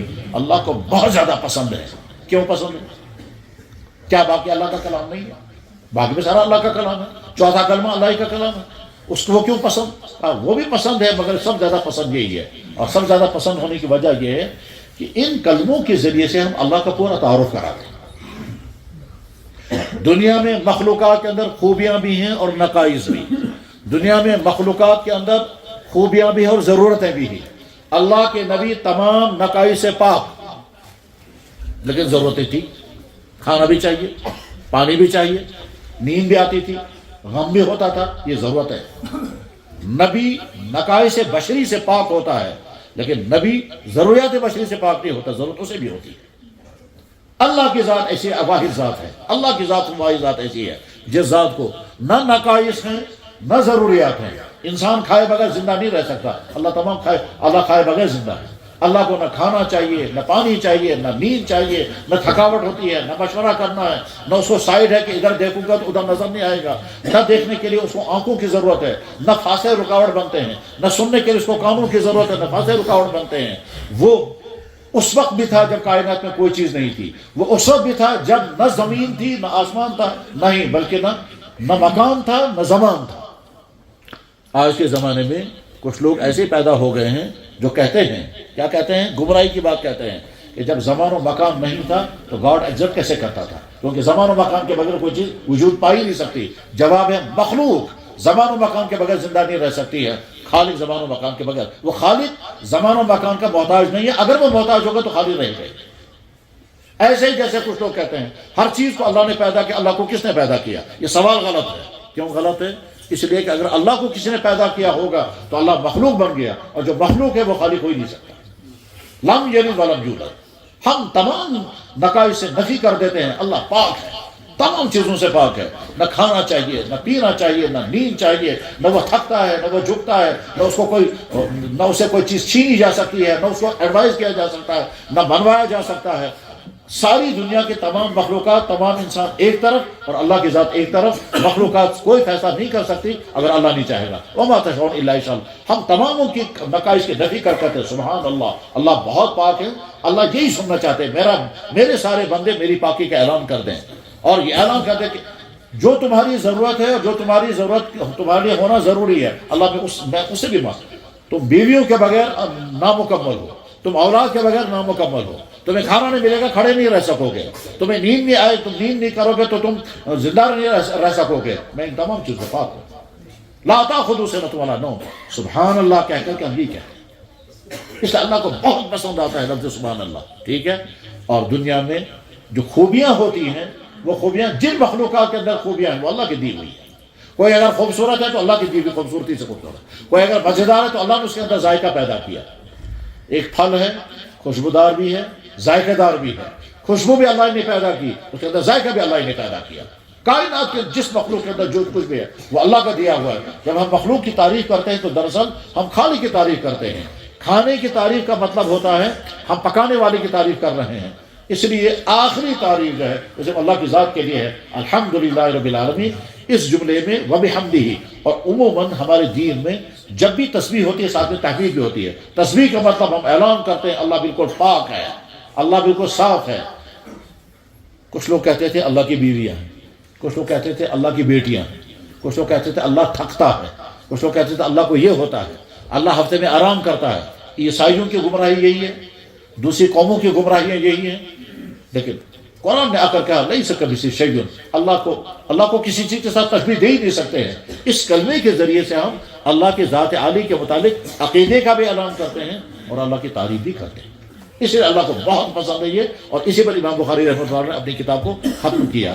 اور جیسا کہ ابھی حدیث سنائی گئی، اس عمل کو اپنا وظیفہ بنانا چاہیے، اور یہ سوچ کر وظیفہ بنانا چاہیے کہ جتنا ہم زیادہ پڑھیں گے قیامت کے دن اتنا ہی وزنی ہوگا۔ بخاری شریف حدیث کی آخری کتاب ہے۔ یہ تب پڑھائی جاتی ہے کہ جب انسان تمام علوم پڑھ کر کے عقیب میں پہنچا۔ یہ بخاری شریف پڑھانے کا سلسلہ خود امام بخاری کے زمانے سے شروع ہوا۔ انہوں نے اپنی شاگردوں کو پڑھایا، شاگردوں نے عقلوں کو پڑھایا، اور عقلوں کو پڑھاتے پڑھاتے پھر یہ سلسلہ ہم تک پہنچا، اور پھر ہم سے ہمارے شاگردوں نے پڑھا۔ ہمارے بزرگوں کی خوبی اور کمال یہ تھا کہ انہوں نے اپنے علم کا سلسلہ اپنی ذات سے لے کر کے جناب رسول اکرم صلی اللہ علیہ وسلم کی ذات اقدس تک کنیکشن کے ساتھ جوڑا ہے، بیچ میں کہیں گیپ نہیں ہے، بیچ میں کہیں انقطاع نہیں ہے۔ یعنی اس کے معنی یہ ہے کہ اگر ہمارے یہاں بجلی جل رہی ہے، اس بجلی کا کنیکشن پاور ہاؤس کے ساتھ ہے۔ اگر بیچ میں کہیں ایک کھمبا نہ ہو، اگر بیچ میں کہیں ایک تار نہ ہو، تو ہماری بجلی پاور ہاؤس کے ساتھ جڑ نہیں سکتی۔ یہاں بجلی ہونے کے معنی کیا ہے کہ گویا ہمارا کنیکشن اس پاور ہاؤس کے ساتھ ہے جو پاور ہاؤس نہ جانے کہاں پاور بنا رہا ہوگا۔ اس کائنات کی ہدایت کا پاور ہاؤس جناب محمد رسول اللہ۔ آپ کے ذات اقدس سے آپ کا دین صحابہ کو، صحابہ کے بعد پھر تابعین کو، تابعین کے بعد پھر تبع تابعین کو، تبع تابعین کے بعد پھر بعد والوں کو، ہوتے ہوتے پھر محدثین تک پہنچا، اور محدثین نے پھر ایک ایک حدیث کے بارے میں آگے پڑھا ہے، اوپر کی سند بھی ذکر کی ہے، نیچے کی سند بھی ذکر کی، اور ہوتے ہوتے ہم تک یہ سلسلہ پہنچا۔ جیسے تصوف میں ہمارا سلسلہ ہم سے لے کر کے جناب رسول اکرم صلی اللہ علیہ وسلم کی ذات اقدس تک مربوط ہے، بیچ میں کئی انقطاع ہیں۔ ہمارے جو بچے قرآن پڑھتے ہیں، اس قرآن پڑھنے والے نے اپنے استاد سے قرآن پڑھا، اس نے کسی اور سے پڑھا ہوگا، اس نے کسی اور سے پڑھا ہوگا، ہوتے ہوتے اس کا سلسلہ پہنچے گا جناب رسول اکرم صلی اللہ علیہ وسلم۔ اسی طرح سے حدیث کا یہ سلسلہ چنانچہ جیسے یہ مفتی اشرف صاحب، انہوں نے بخاری شریف پڑھی ہوگی حضرت مولانا یونس صاحب نور اللہ برکتہ سے۔ حضرت مولانا یونس صاحب رحمہ اللہ تعالیٰ شاگرد حضرت شیخ الحدیث حضرت مولانا زکریا صاحب نور اللہ برکتہ۔ حضرت مولانا زکریا صاحب شاگرد حضرت مولانا خلیل سہارنپوری۔ حضرت مولانا خلیل سہارنپوری شاگرد حضرت مولانا مظہر نانوتوی۔ حضرت مولانا مظہر نانوتوی شاگرد تھے حضرت مولانا احمد علی سہارنپوری اور حضرت شاہ عبد الغنی مجددی۔ پھر شاہ عبد الغنی مجددی شاگرد تھے حضرت شاہ اسحاق صاحب کے۔ شاہ اسحاق صاحب شاگرد تھے شاہ عبد العزیز کے۔ شاہ عبد العزیز شاگرد تھے شاہ ولی اللہ کے۔ شاہ ولی اللہ شاگرد تھے پھر اپنے استاد کے۔ یہ ان کا سلسلہ، اور یہ خود ان کو بیان کر رہا ہے۔ ہمارا سلسلہ سندی ہے کہ ہم نے بخاری شریف جلد اول پڑھی اپنے استاد حضرت مولانا نصیر احمد خان صاحب سے، جنہوں نے دارالعلوم دیوبند میں تقریباً 25-30 سال تک بخاری شریف پڑھا، اور بخاری شریف جلد ثانی ہم نے پڑھی اپنے استاد حضرت مولانا شیخ عبدالحق اعظمی رحمہ اللہ تعالیٰ سے، جنہوں نے بخاری شریف تقریباً ساری زندگی پڑھائی۔ آخر زمانے میں وہ دارالعلوم دیوبند تشریف لائے تھے اور وہاں وہ پڑھاتے تھے، تو جلد اول ہم نے پڑھی حضرت مولانا نصیر احمد خان صاحب سے، اور جلد ثانی ہم نے پڑھی حضرت مولانا شیخ عبدالحق اعظمی رحمہ اللہ تعالیٰ سے۔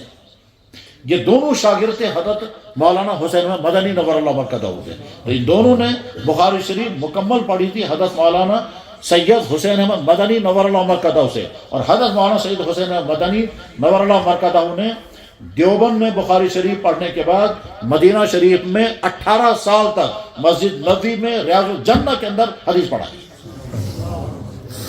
اور پوری دنیا میں ان کے شاگرد اس زمانے میں افغانستان سے لے کر کے بنگلہ دیش تک، اور وہاں مراکش سے لے کر کے افریقہ تک حضرت سے پڑھنے والے تھے۔ پھر حضرت مولانا حسین مدنی نور اللہ برکتہ اپنے استاد کے ساتھ مالٹا جیل میں چلے گئے تھے۔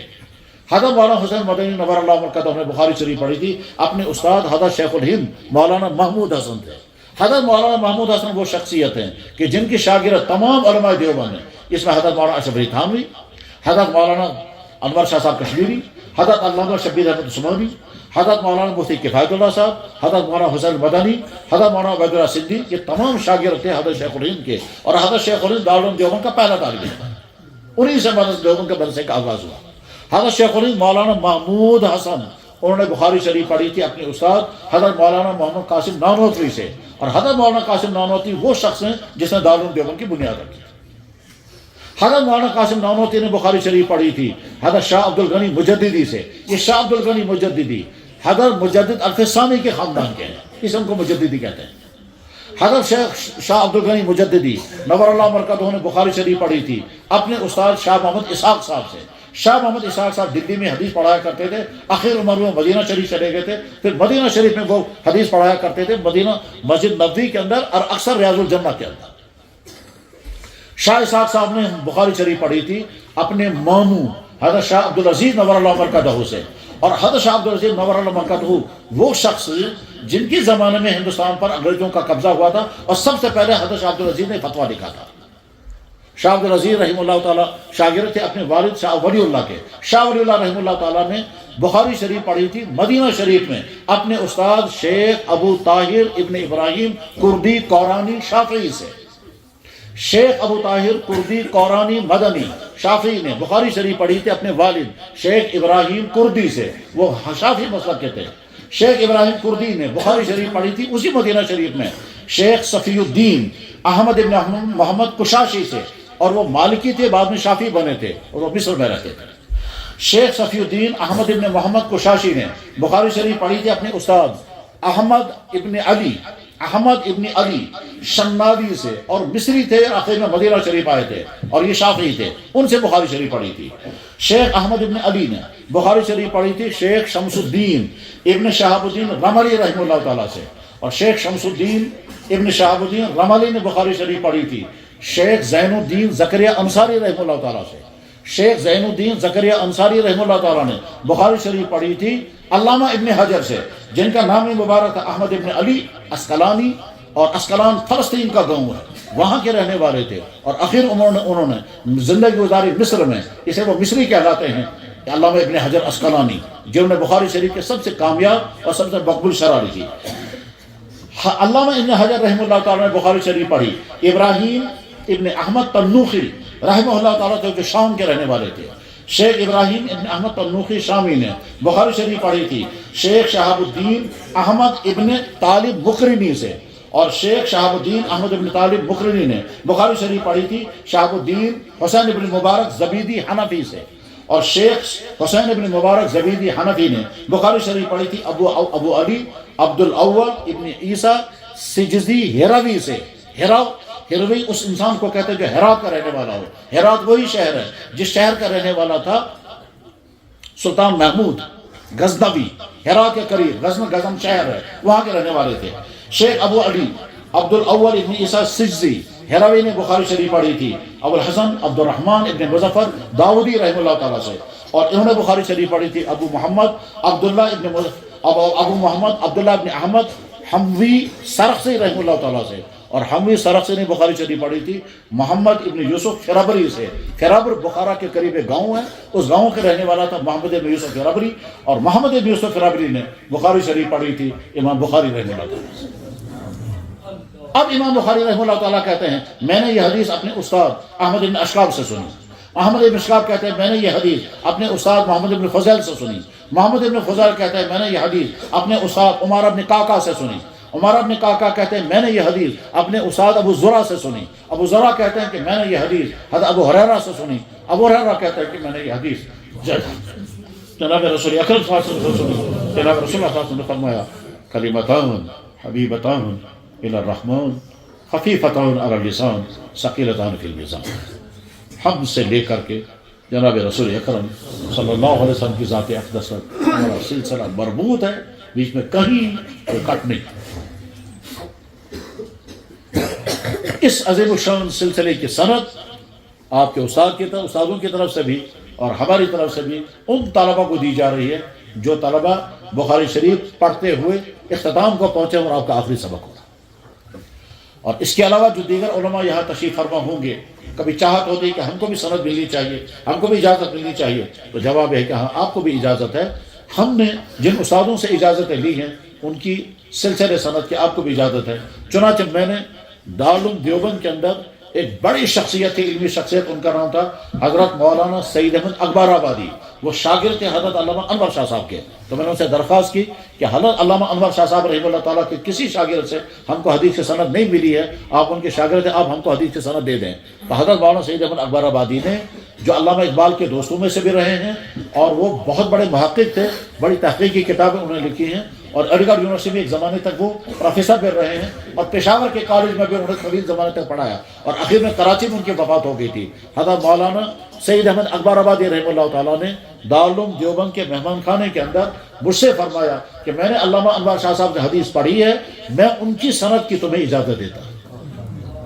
اسی طرح سے مراد آباد کے اندر ایک بزرگ تھے حضرت مولانا محمد حیات سنبلی، اور وہ شاگرد تھے حضرت مولانا خلیل سہارنپوری کے. حضرت مولانا محمد حیات سنبلی کی خدمت میں حاضر ہوئے، عرض کیا کہ حضرت اپنی سلسلے سند سے عنایت فرمائیں. تو حضرت نے مراد آباد کے اندر مدرسہ امدادیہ میں ان کی خدمت میں ہم دوزانوں بیٹھے، اور انہوں نے اپنی حدیث کی تمام سندوں کی ہمیں اجازت دی.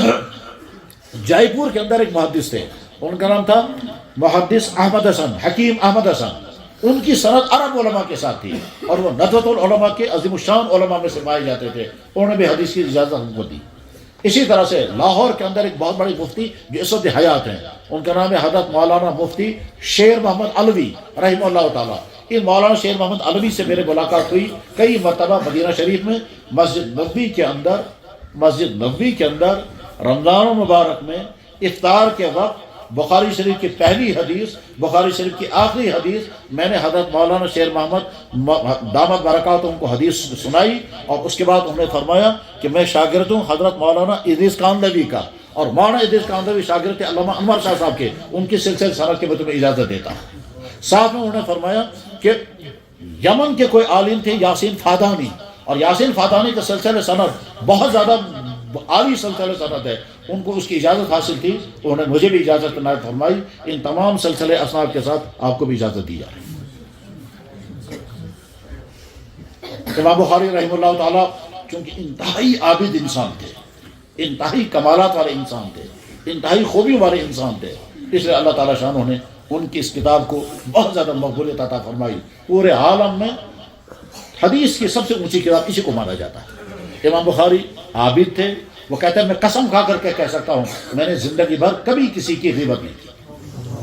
حضرت فرما عبادت کا عالم یہ تھا کہ رمضان مبارک میں خود تراویح پڑھاتے تھے، 20 رکعت تراویح پڑھاتے تھے، ہر رکعت کے اندر 20 آیتیں پڑھتے تھے، 15 دن میں ختم قرآن ہوتا تھا، پھر اگلے 15 دن میں دوسرا ختم قرآن کرتے تھے، یہ تو تراویح۔ پھر آدھی رات کے بعد تہجد پڑھتے تھے، اور تہجد کی 8 رکعت میں 10 پاروں کی تلاوت کرتے تھے، اور 3 دن میں ختم قرآن کرتے تھے تہجد میں۔ پھر فجر کی نماز کے بعد تھوڑی دیر آرام کرتے تھے، آرام کرنے کے بعد پھر اٹھ جاتے تھے، پھر قرآن کریم کی تلاوت شروع کرتے تھے، اور غروب آفتاب پر ختم قرآن کرتے تھے۔ ایک ختم قرآن دن میں ہوگا، 3 دن میں ایک ختم قرآن تہجد میں ہوگا، اور 15 دن میں ایک ختم قرآن تراویح میں ہوگا۔ تراویح 20 رکعت پڑھاتے تھے، تہجد 8 رکعت پڑھتے تھے، تہجد 8 رکعت پڑھتے تھے، اور دن میں ناظرہ یعنی دیکھ کر کے تلاوت کرتے تھے، صبح شروع کرتے تھے شام کو ختم کرتے تھے، اس درجے کے عابد تھے۔ کہتے ہیں جب ان کی وفات ہو گئی اور ان کو دفن کیا گیا خرطوم میں، جو بخارا جو سمرقند کے قریب گاؤں تھا، وہاں ان کو دفن کیا گیا۔ عرصہ طویل تک ان کی قبر سے خوشبو آتی رہی، اور لوگ ان کی مٹی اٹھا کر کے لے جاتے تھے، مٹی کے اندر خوشبو آیا کرتی تھی عرصہ طویل تک۔ پھر کچھ لوگوں نے عرض کیا حضرت آپ کی خوشبو کے نتیجے میں تو ہم مصیبت میں آ گئے، ہم مٹی ڈالتے ہیں اگلے دن غائب ہو جاتی ہے، ہم مٹی ڈالتے ہیں لوگ اٹھا کر کے لے جاتے ہیں، کب تک یہ مٹی ڈالتے رہیں گے؟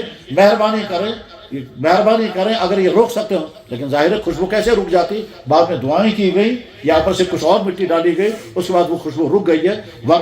ورنہ ان کی ذات اقدس کی عظمت یہ تھی کہ ان کی اس قبر سے بھی خوشبو آ رہی تھی۔ اور اس سے زیادہ جو فضیلت کی چیز ہے وہ یہ کہ عید کے دن جب حضرت امام بخاری رحمہ اللہ تعالیٰ کی وفات ہوئی ہے تو کچھ لوگوں نے جناب رسول اللہ صلی اللہ علیہ وسلم کو خواب میں دیکھا، صحابہ کرام کی جماعت کے ساتھ کھڑے، عرض کیا کہ حضرت ایسا لگتا ہے آپ انتظار فرما رہے ہیں۔ فرمایا بخاری آ رہا ہے، اسی کے انتظار، بخاری آ رہا ہے اسی کے انتظار۔ اللہ کے مقرب بندوں کا عالم یہی ہوتا ہے۔ اس عظیم الشان شخصیت کے ساتھ ہمارا تعلق قائم ہو گیا۔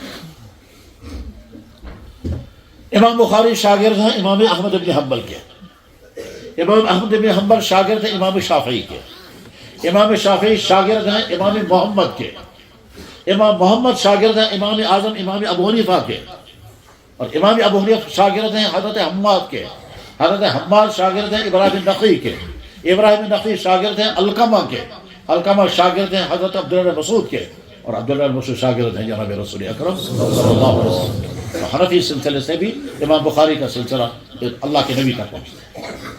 یعنی امام بخاری رحمہ اللہ تعالیٰ کے اساتذہ کے اساتذہ میں امام اعظم، امام بخاری رحمہ اللہ تعالیٰ کے استاد ہیں ابو عاصم، امام بخاری رحمہ اللہ تعالیٰ کے ایک استاد ہیں بکی بن ابراہیم، اور یہ دونوں حنفی تھے اور دونوں حنفیہ کے شاگرد تھے۔ امام بخاری کے استاد کا نام ہے عبداللہ مبارک، اور عبداللہ مبارک شاگرد ہے امام ابو حنیفہ رحمہ اللہ تعالیٰ۔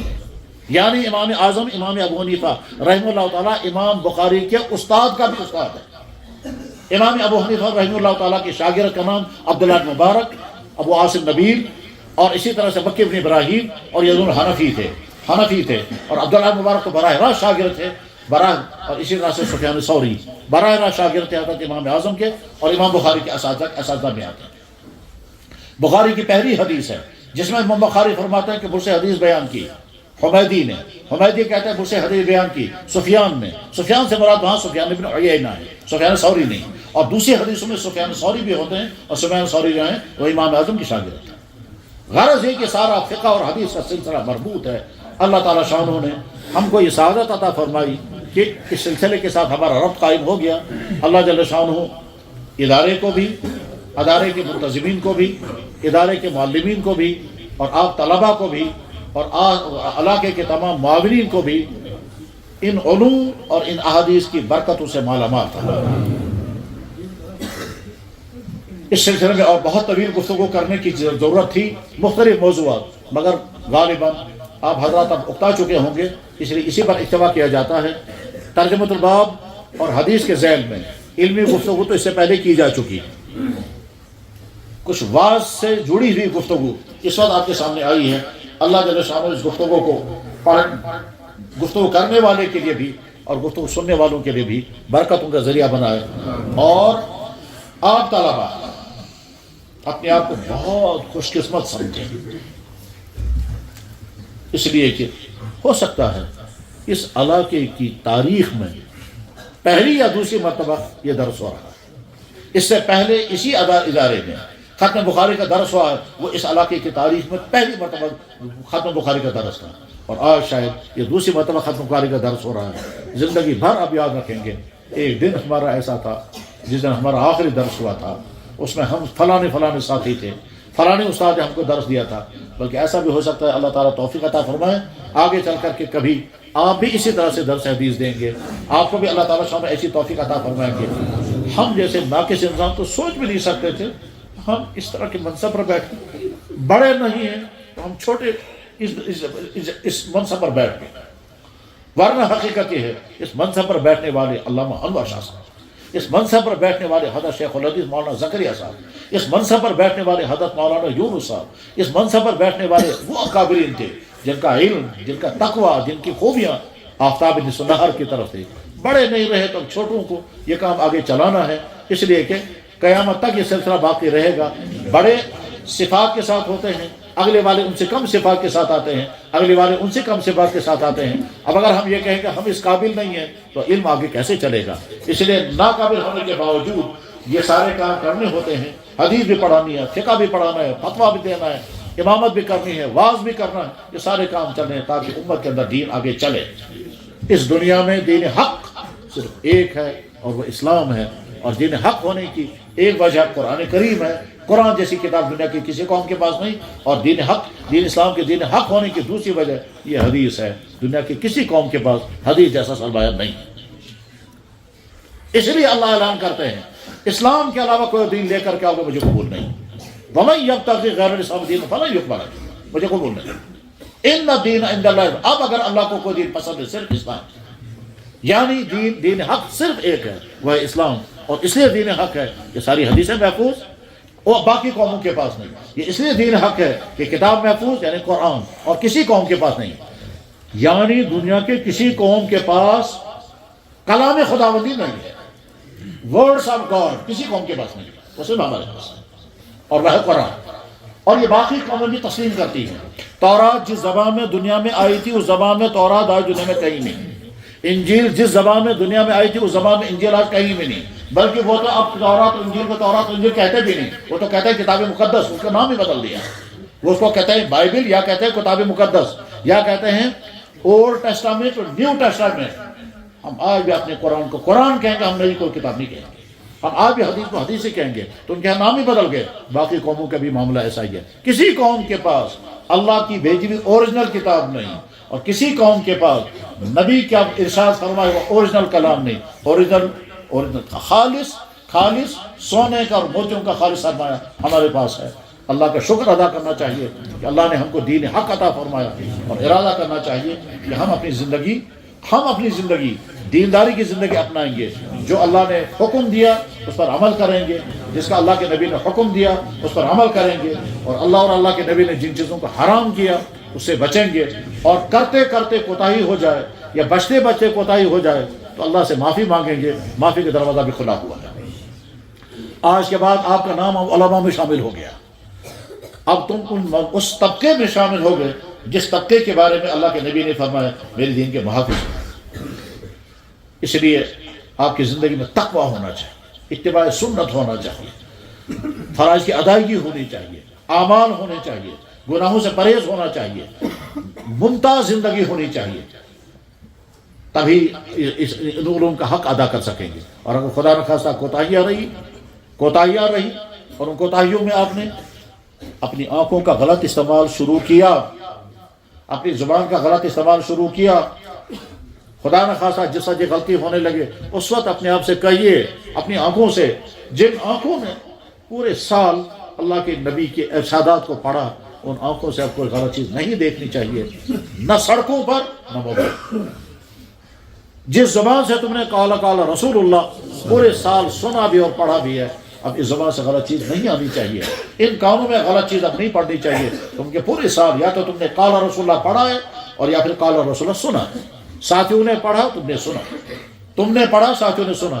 ہماری زبان قال رسول اللہ کے لیے استعمال ہوئی، ہمارے کان قال رسول اللہ کے لیے استعمال ہوئے۔ سمعنا رسول اللہ صلی اللہ علیہ وسلم قال، سمعت، روی عنہ، اخبارنا، حدثنا، یہ تمام وہ کلمات ہیں جو دنیا میں کوئی قوم نہیں بول سکتی، یہ صرف اسلام میں یہ کلمات ہیں۔ تو پورے سال آپ گویا روحانی طور پر مجلس رسول میں تھے، آپ مجلس میں بیٹھ کر پڑھیں، ہمارے نبی نے یہ فرمایا، صحابی کہتا ہے ہم نے نبی کو یہ کرتے ہوئے دیکھا، رأیت رسول اللہ صلی اللہ علیہ وسلم فعل کذا، سمعت رسول اللہ صلی اللہ علیہ وسلم قال کذا۔ تو سمعت رسول اللہ فعلت رأیت رسول اللہ، یہی آپ نے پورے سال پڑھا ہے۔ افعال رسول بھی پڑھتے رہے، افعال رسول بھی پڑھتے رہے۔ اس کے بعد پھر ہماری آنکھ، ہمارے کان کسی غلط کام میں مبتلا نہیں ہونے چاہیے۔ خصوصاً آج کے زمانے میں بے پردگی ہے، آج کے زمانے میں جیبوں کے اندر بھی وہ چیزیں ہیں جن چیزوں کو دیکھنے سے ایمان کو نقصان ہوتا ہے، دل سیاہ ہو جاتے ہیں، دل پر کالے دھبے پڑ جاتے ہیں اگر وہ گندی چیزیں دیکھیں گے۔ تو اپنی زندگی کو مومنانہ متقیانہ زندگی بنائیں اور اسی میں انشاءاللہ آپ کے لیے کامیابی ہوگی۔ اللہ تعالیٰ شانو آپ کو اپنے ادارے کے لیے، اپنے والدین کے لیے، اپنے اساتذہ کے لیے اور ساری امت کے لیے قیمتی جوہر بنائے اور صدقہ جاریہ بنائے۔ وآخر دعوانا ان الحمدللہ رب العالمین برحمتک یا ارحم الراحمین آمین یا رب العالمین۔ جس استاد نے بخاری شریف ختم کرائی ہے انشاءاللہ انہی سے ہم دعا کروائیں گے، انہی کا حق ہے کہ ان کے ہاتھوں سے بخاری شریف کے متعلق کتابوں میں لکھا ہے کہ جب مشکلات کسی جگہ آتی تھی تو محدثین جمع ہو کر بخاری شریف پاک ساری پڑھتے تھے، ختم بخاری ہوتی تھی اور ختم بخاری کے بعد دعائیں کی جاتی تھی، دعائیں قبول ہوتی تھی۔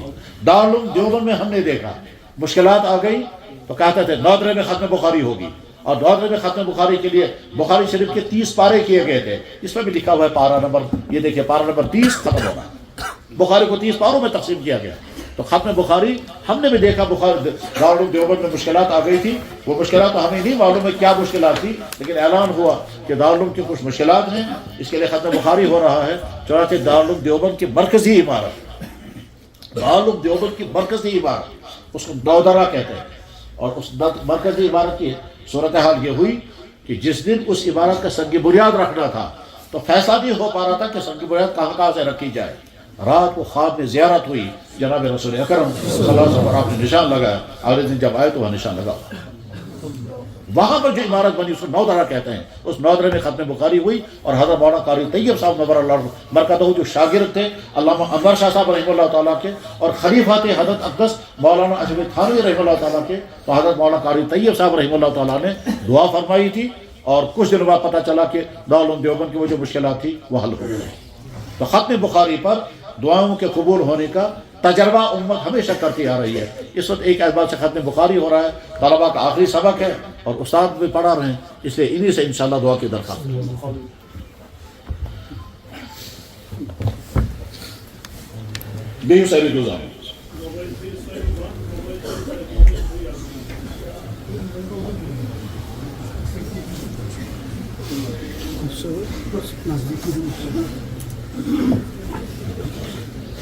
حضرت مصطفیٰ کہتے ہیں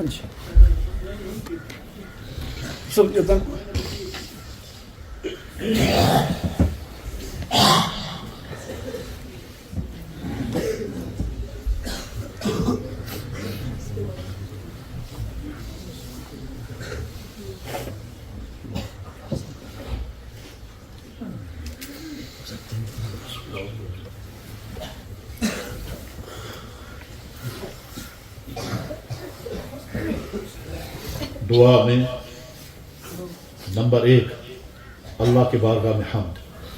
ابھی ہم نے پڑھا سبحان اللہ و بحمدہ، تو اللہ کے بارگاہ میں حمد، خاص طور پر آپ طلبا اللہ نے یہاں تک پہنچایا.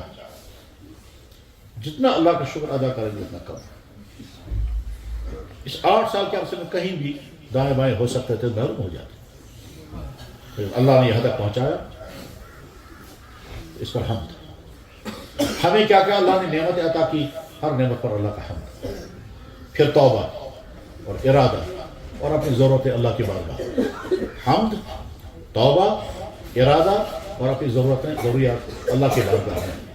دینی ضروریات بھی اور دنیاوی ضروریات بھی. بس انہی چیزوں کا نام دعا ہے. اس اللہ کے بارگاہ میں ہاتھ اٹھا کرتے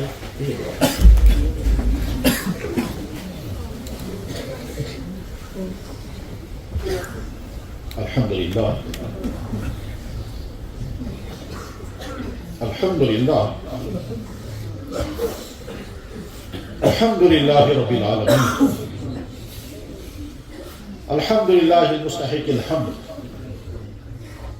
نحمدک یا اللہ علی جمیل العطایا اللهم لك الحمد أنت نور السماوات والأرض ولك الحمد أنت ملك السماوات والأرض ولك الحمد أنت قيوم السماوات والأرض ولك الحمد أنت رب السماوات والأرض ولك الحمد أنت حق ولك الحمد لقاؤك حق والجنة حق والنار حق والنبيون كلهم حق والساعة حق ومحمد رسول الله حق. اللهم لك الحمد من السماوات من الارض بلا ما بينهما بلا ما شئت من شيء بعد يا رب العالمين. يا الله لك الحمد كما حمدت انت بنفسك. يا الله لك الحمد كما حمد بك عبادك الصالحون خاصة الانبياء والمرسلون خاصة سيد الحامدين سيد المرسلين. يا الله لك الحمد كما حمد لك ملائكتك المقربون يا رب العالمين يا رب العالمين. تقبل منا هذا الحمد يا الله. الحمد بقدر الأقدار التي اخترتها من أول يوم الدنيا حتى الآن وبقدر أوراق الأشجار التي اخترتها على حصول الأشجار من أول يوم الدنيا حتى الآن. اللهم لك الحمد كما أنت أهل. يا الله لك الحمد حمدا دائما مع دوامك وحمدا خالدا مع خلوقك يا رب العالمين. اللهم صل وسلم على سيد المرسلين خاتم النبيين رحمة للعالمين سيد الأولين والآخرين صاحب الآيات صاحب القرآن صاحب الآيات البينات صاحب المعجزات أبو الفاطمة أبو القاسم يا رب العالمين الذي كنت في شانه جاهل بالذنب الذي كنت في شانه جاهل بالتسم الذي كنت في شانه محمد أبا أحد من رجالكم ولكن رسول الله وخاتم النبيين. يا الله صل وسلم على سيدنا وحبيبنا ألف مرة الذي كنت في شانه وما أرسلناك إلا رحمة للعالمين. اللهم صل وسلم وبارك على سيدنا وحبيبنا وحبيبك ألف مرة الذي كنت في شانه يا النبي إنا أرسلناك شاهدا ومبشرا ونذيرا وداعيا إلى الله بإذنه وسراجا منيرا. اللهم صل وسلم وبارك على سيدنا وحبيبنا وحبيبك ألف مرة الذي كنت في شانه رسول النبي الأمي الذي يجد مكتوبا عنده في التوراة والإنجيل يأمر بالمعروف وينهى عن المنكر. يا الله صل وسلم عليه الذي قلت له قل يا رسول الله إليكم جميعا. يا الله صل وسلم عليه الذي كنت في شانه ألم نشرح لك صدرك ووضعنا عنك وزرك والذي أنقض ظهرك. اللهم صل وسلم عليه كما كنت في عظيم شانه إذا أعطيناك الكوثر فصل لربك وارحم. صل وسلم عليه ألف مرة الذي كنت في شانه وإنك لعلى خلق عظيم. يا الله صل وسلم عليه كما الذي كنت في شانه وبما رحمة من الله لنت له ولو كنت فظا غليظ القلب لانفضوا من حولك يا رب العالمين. صل وسلم على جميع صحابة جميع الأنبياء والمرسلين وجميع الصحابة والتابعين وتابعي التابعين والفقهاء والمحدثين والمتكلمين وأولياء أمتي أجمعين يا رب العالمين. يا دائما بلا فناء يا قائما بلا زوال يا مدبرا بلا وزير يا رازق بلا نصير يا من هو على كل شيء قدير يا رازق الطفل الصغير يا رازق البائس الفقير يا من هو على كل شيء قدير أنت بالإجابة الجدير أنت بالإجابة الجدير. يا الله إنك تسمع كلامنا وترى مكاننا وتعلم سرنا وعلانيتنا ولا يخفى عليك شيء من علينا نحن البارسون الفقراء المستغيثون المستجيبون المدينون المشركون المقيمون المعترفون بذنوبنا نسألك مسألة المسكين ونبتهل إليك ابتهال العبد المسلم الذليل ندعوك كدعاء البارس الفقير لا تجعلنا بدعاء ربك الشقيا وكن بنا رؤوفا رحيما يا رب العالمين يا رب العالمين يا رب العالمين يا الله. بہت مقدس مجلس یا اللہ ایک نظر کرم ڈال دی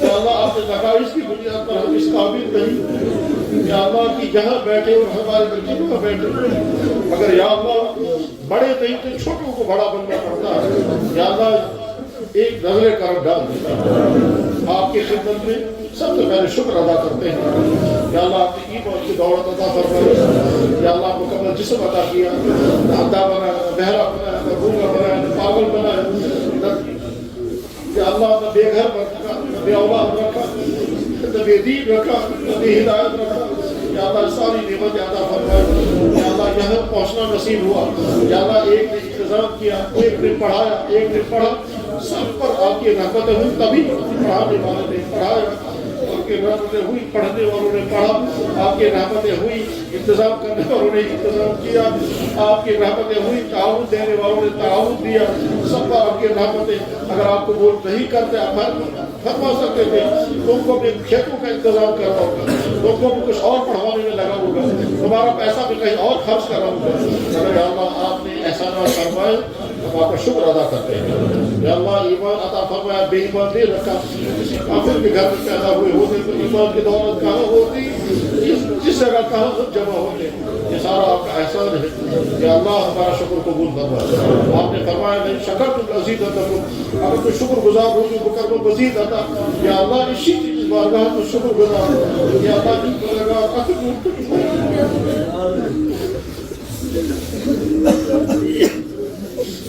یا اللہ ایک نظر کرم ڈال دیجیے ہمارا شکر قبول کروا دیں اپنی تمام غلطی اور کوتاہی اور جرائم اور گناہوں کی معافی چاہتے ہیں یا اللہ نشکرک علی جمیل عطایا ونستغفرک من جمیل خطایا نشکرک یا اللہ علی جمیل عطایا لا تعد ولا تحصى نستغفرک علی جمیل خطایا لا تعد ولا تحصى یا رب العالمین یا رب العالمین یا اللہ اس پورے خطے کے لیے ہدایت کا موقع یا اللہ تزمین کو والدین کو مطالبین کو باغرین کو کام کرنے والوں کو علاقے کے تمام باغرین سب کو یا اللہ قبول فرما یا اللہ جو دیوال کا ادارے کے اندر جو تمام ضروریات پوری فرما مشکلات اندر سے باہر سے ہو سارے مشکلات دور فرما یا اللہ اسی ادارے کو اس پورے خطے میں جتنے ادارے تمام اداروں کو یا اللہ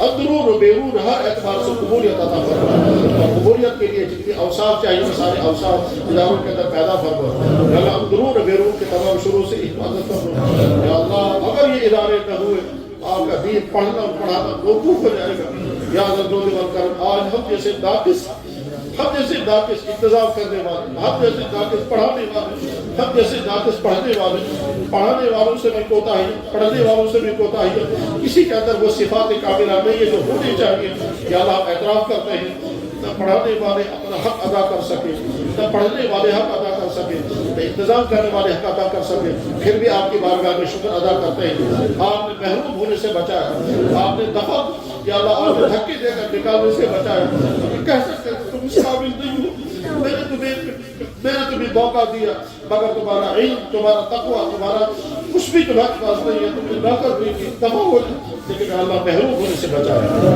یا اللہ جہاں مجمع میں جتنے جو ضروریات لے کر آئے ہیں یا اللہ تمام ضروریات کو پورا کرنا ہماری سب سے بڑی ضرورت ہم سچے مسلمان بن جائیں اللہ سب سے بڑی ضرورت آپ کے اچھے آپ کے بندے بن جائیں آپ کے نبی کے سچے امتی بن جائیں خود کا ارادہ کر لیا یا اللہ ہم آپ کے سچے بندے بن جائیں سچا بندہ بننے کے لیے یا اللہ نماز بھی پڑھیں گے روزہ رکھیں گے زکوٰۃ ادا کریں گے حج کریں گے عمرے کریں گے تلاوت کریں گے تسبیحات پڑھیں گے دعائیں مانگیں گے استغفار کریں گے یا اللہ سچا بندہ بننے کے لیے ضروری ہے ماں باپ کی خدمت کریں گے یہ بچوں کے ساتھ حسن سلوک کریں گے بھائیوں بیٹوں بھائیوں بہنوں کے ساتھ اچھا رویہ کریں گے، پڑوسوں کے ساتھ اچھا سلوک کریں گے، یا اللہ حرام سے بچیں گے، گناہوں سے بچیں گے، ظلم کرنے سے بچیں گے، کسی کا مال ہڑپ کرنے سے بچیں گے، کسی کو دکھ پہنچانے سے بچیں گے، کسی کے خلاف جادو کرنے سے بچیں گے، یا اکرم الاکرمین اچھا بندہ بننے کے لیے جو کچھ ہوتا چاہیے ہم ارادہ کرتے ہیں وہ سب کچھ کرنے کی کوشش کریں گے۔ یا اللہ صرف ہم اپنے ارادے کی بنیاد پر نہیں کر سکیں گے جب تک آپ توفیق دیں، توفیق عطا کر دیجیے۔ یا اللہ ہماری سب سے بڑی ضرورت، سب سے اہم ضرورت، سب سے زیادہ بڑی اور اہم ضرورت یہ ہے یہاں کی نوجوان نسل بربادیوں سے بچ جائے۔ یا اللہ یہاں کی نوجوان نسل کا ایمان بھی خطرے میں، ان کا کردار بھی خطرے میں، ان کی جوانی بھی خطرے میں، یا اللہ ان کی صحت بھی خطرے میں، یا اللہ ان کے ایمان کی بھی حفاظت کی سبیل پیدا فرما، یا اللہ ان کے کردار کے بھی محفوظ رہنے کی سبیل پیدا فرما، یا اللہ ان کی صحت کے محفوظ رہنے کی سبیل پیدا فرما، یا اللہ چاروں طرف سے کفر اور الحاد اور اتھیزم اور شرک اور نہ جانے کیا کیا چیزوں کا پیچھا کر رہی ہے۔ یا اکرم الاکرمین غلط تعلقات، یا اللہ ڈرگس، فحش کاریت، گناہ کی چیزیں، یا اللہ میوزک اور ڈانس اور آوارگی اور فضول خرچی اور غیروں کی نقالی، یا اکرم الاکرمین یہ سب کچھ اس زبان پر مسلط ہے، اور یہ سوچتا بھی ہے وہی، یہ دیکھتا بھی وہی ہے، یہ سنتا بھی وہی ہے، یہ سوچتا ہے کہ فلانا جیسا بنوں گا، جب فلانا جیسا بنوں گا، یا اللہ یہ تو کہنا چاہیے کہ نبی جیسا بنوں گا، مگر یہ کہتا ہے کہ میں کرکٹروں جیسا بنوں گا، میں ڈانسروں جیسا بنوں گا، میں فلم اسٹاروں جیسا بنوں گا۔ یا اکرم الاکرمین اس کے نتیجے میں اس کی حیرانی برباد اور آگے چل کر کے ہو سکتا ہے ایمان چھپ جائے۔ یا اللہ یہاں کی بے شمار نوجوان جو گھروں سے دور کہیں تعلیم پڑھ رہے ہیں، یا اللہ تعلیم پڑھنے کے لیے چاہے قریب چاہے دور گھروں کا ایمان بھی خطرے میں، یہاں کی بے شمار بیٹیاں گھروں سے دور نہ جانے وہاں کن کن حالات میں ہیں اور کیا کیا کر رہی ہیں۔ یا اللہ وہ سب کچھ جس کو ضابط کرنا مشکل، یہاں کے نوجوان نسل کی، دین کی، ایمان کے، اخلاق کی، کردار کی حفاظت کی سبیل پیدا فرما۔ یا اللہ والدین کے اندر غیرت پیدا فرما کہ وہ اپنی بیٹوں اور بیٹیوں کی فکر کریں۔ یا اللہ بھائیوں کے اندر غیرت پیدا فرما، وہ اپنے چھوٹے بھائی اور اپنی بہنوں کی دین کی فکر کریں۔ یا اللہ دود والکرم، یا اللہ جو بیمار ہو گئے ان کے صحت و شفا عطا فرما، جو مقروض ہیں ان کے قرضوں کی ادائیگی فرما، جو مصیبت زدہ ان کی مصیبتیں دور فرما، جو جیلوں میں بند ہیں ان کی رہائی کی سبیل پیدا فرما، جن کے گھروں میں کوئی بھی مشکل ہے یا اللہ آپ تمام کی مشکلات سے واقف ہیں، ہر ایک کی مشکل کو دور فرما۔ یا اللہ ہمارا روحانی تزکیہ فرما، یا اللہ ہمارے نقائص دور فرما، یا اللہ نفسانیت سے نکال کر یا اللہ پاکیزہ روحانیت تک پہنچا دے، ہماری روح کو مصفا مصفا بنا دے، یا اللہ اپنا دفاع عطا فرما، اپنے باپ کی نمازوں کا خود عطا فرما۔ یا اللہ نمازی ہو کر بھی اگر ہماری نمازیں ایسی ہوئی آپ فرمائیں کہ دفع کرو اپنی نمازیں، یہ میرے قابل نہیں ہے، یا اللہ ہم کہیں کے نہیں رہیں گے۔ یا اللہ قرآن کی تلاوت کی لذت عطا فرما، یا اللہ لوگوں کا سرور عطا فرما، رات کے اندھیرے میں اپنے سامنے سجدہ کرنے والا بنا دے اور اپنے سامنے آنسوں کی گرانے والا بنا دے۔ یا اکرم الاکرمین یا ارحم الراحمین، یا اللہ ہم کو ویسا بندہ نصیب فرما کہ ہم آپ بھی راضی ہو جائیں اور آپ کے نبی بھی ہم سے خوش ہو جائیں۔ یا اللہ آپ کے نبی کی بارگاہ میں ہم سب کی طرف سے آج کی اس درس حدیث کا یا اللہ ساری رپورٹ اگر ان تک پہنچ جائے اور فرشتوں کے ذریعے سے وہاں ساری صورتحال سنا دی جائے، امید ہے آپ کے نبی کے قلب اطہر کو خوشی ہو، ہمارا سلوک وہاں تک پہنچاتے ہیں۔ اور صحابہ تابعین تبع تابعین فقہاء محدثین اور تمام محدثین، خاص طور پر امام بخاری، امام مسلم، امام ترمذی، امام ابو داؤد، امام مالک، امام اعظم، امام شافعی، امام احمد بن حنبل، امام دارقطنی، امام دارمی، امام ابن ماجہ، امام نسائی، امام بیہقی، اللہ تمام محدثین کے شاگردوں کے شاگرد اور ہوتے ہوتے ہمارے اساتذہ کرام جن استادوں کے ذریعے سے یہ حدیث کا نور، حدیث کا علم ہم تک پہنچا اور ہمارے ذریعے سے ہمارے بچوں تک پہنچا، تمام کے درجات کو بلند فرما، سب کو ہماری طرف سے جزا خیر عطا فرما۔ یا اللہ جن کے والدین زندہ ہیں والدین کو صحت و تندرستی عطا فرما دے، جن کے والدین کی وفات ہو گئی ان کے مغفرت فرما۔ یا اللہ ہمارے آگے نسلوں کو بھی اسی دین پر قائم داری فرما۔ یا وجود والکرم یا الفضل والعطا، یا اللہ آپ دیکھ بھی رہے ہیں، آپ سن بھی رہے ہیں، یا اللہ آپ کا دیکھنا یا اللہ آنکھوں کا محتاج نہیں، آپ کا سننا آنکھوں کا محتاج نہیں اور آپ کے لیے اندھیرا بھی رکاوٹ نہیں۔ یا اللہ آپ ہر ایک کے دل کے اندر کے حالات سے واقف ہیں. یا اللہ سب کے دلوں پر نظر ڈال کے دیکھ لیجیے اس کے دل میں کیا ہے, اس کے دل میں کیا مطلب ہے, اس کے دل میں کیا آرزویں ہیں, اس کے دل میں کن مشکلات کی فکر ہے. یا اللہ ایک ایک کو دیکھ کر کے ایک ایک کی تمام مشکلات کو دور کر کے یا اللہ اپنی آواز کو بند کر کے اپنے دل سے ہر ایک اپنے دل سے یا اللہ اپنے اندر کے حالات آپ کے سامنے پیش کرے گا. یا اللہ دیکھ لیجیے آپ علی ذات الصدور.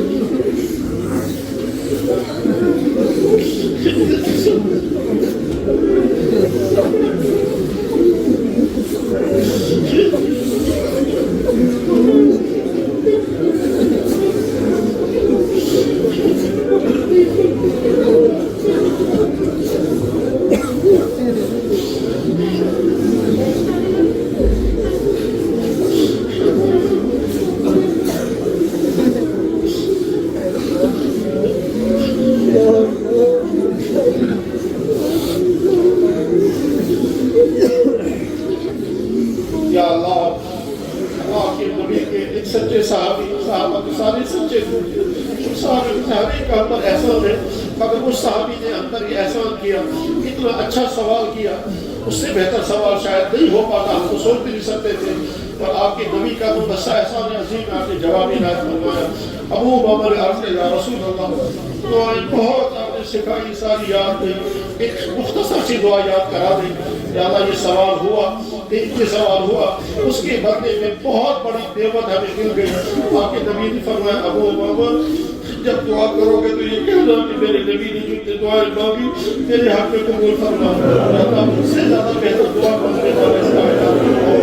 یا اللہ انہیں کی طرح انہوں نے دعا سکھائی, ان کی سکھائی ہوئی دعا آپ کی بارگاہ میں پیش کرتے ہیں. یا اللہ ہمارے نبی بندے سے دے کر کے دنیا سے رسول ہونے کے 23 سال کی زمانے میں اتنی دعائیں مانگی ہیں, وہ دعائیں ایک ایک کی مہربانی کا اپنے قبول فرما. اور اپنی طرف سے نہیں کہتے آپ کی نبی نے یہ دعا سکھائی تھی, وہی دعا ہم درخواست کرتے ہیں نبی بندے سے لے کر کے. یا اللہ دنیا سے رخصت ہونے تک یا اللہ جتنی چیزوں سے آپ نے حفاظت مانگی دعا سنتے ہیں, اتنی آپ نے حفاظت مانگی برائی سے, بدکلامی سے, بدنظری سے, نفاق سے, کفر سے, شرک سے, شک سے. یا اللہ ان کن خرابیوں سے اللہ کو جسمانی تمام سے ہم کو بھی محفوظ کرنا. اللہم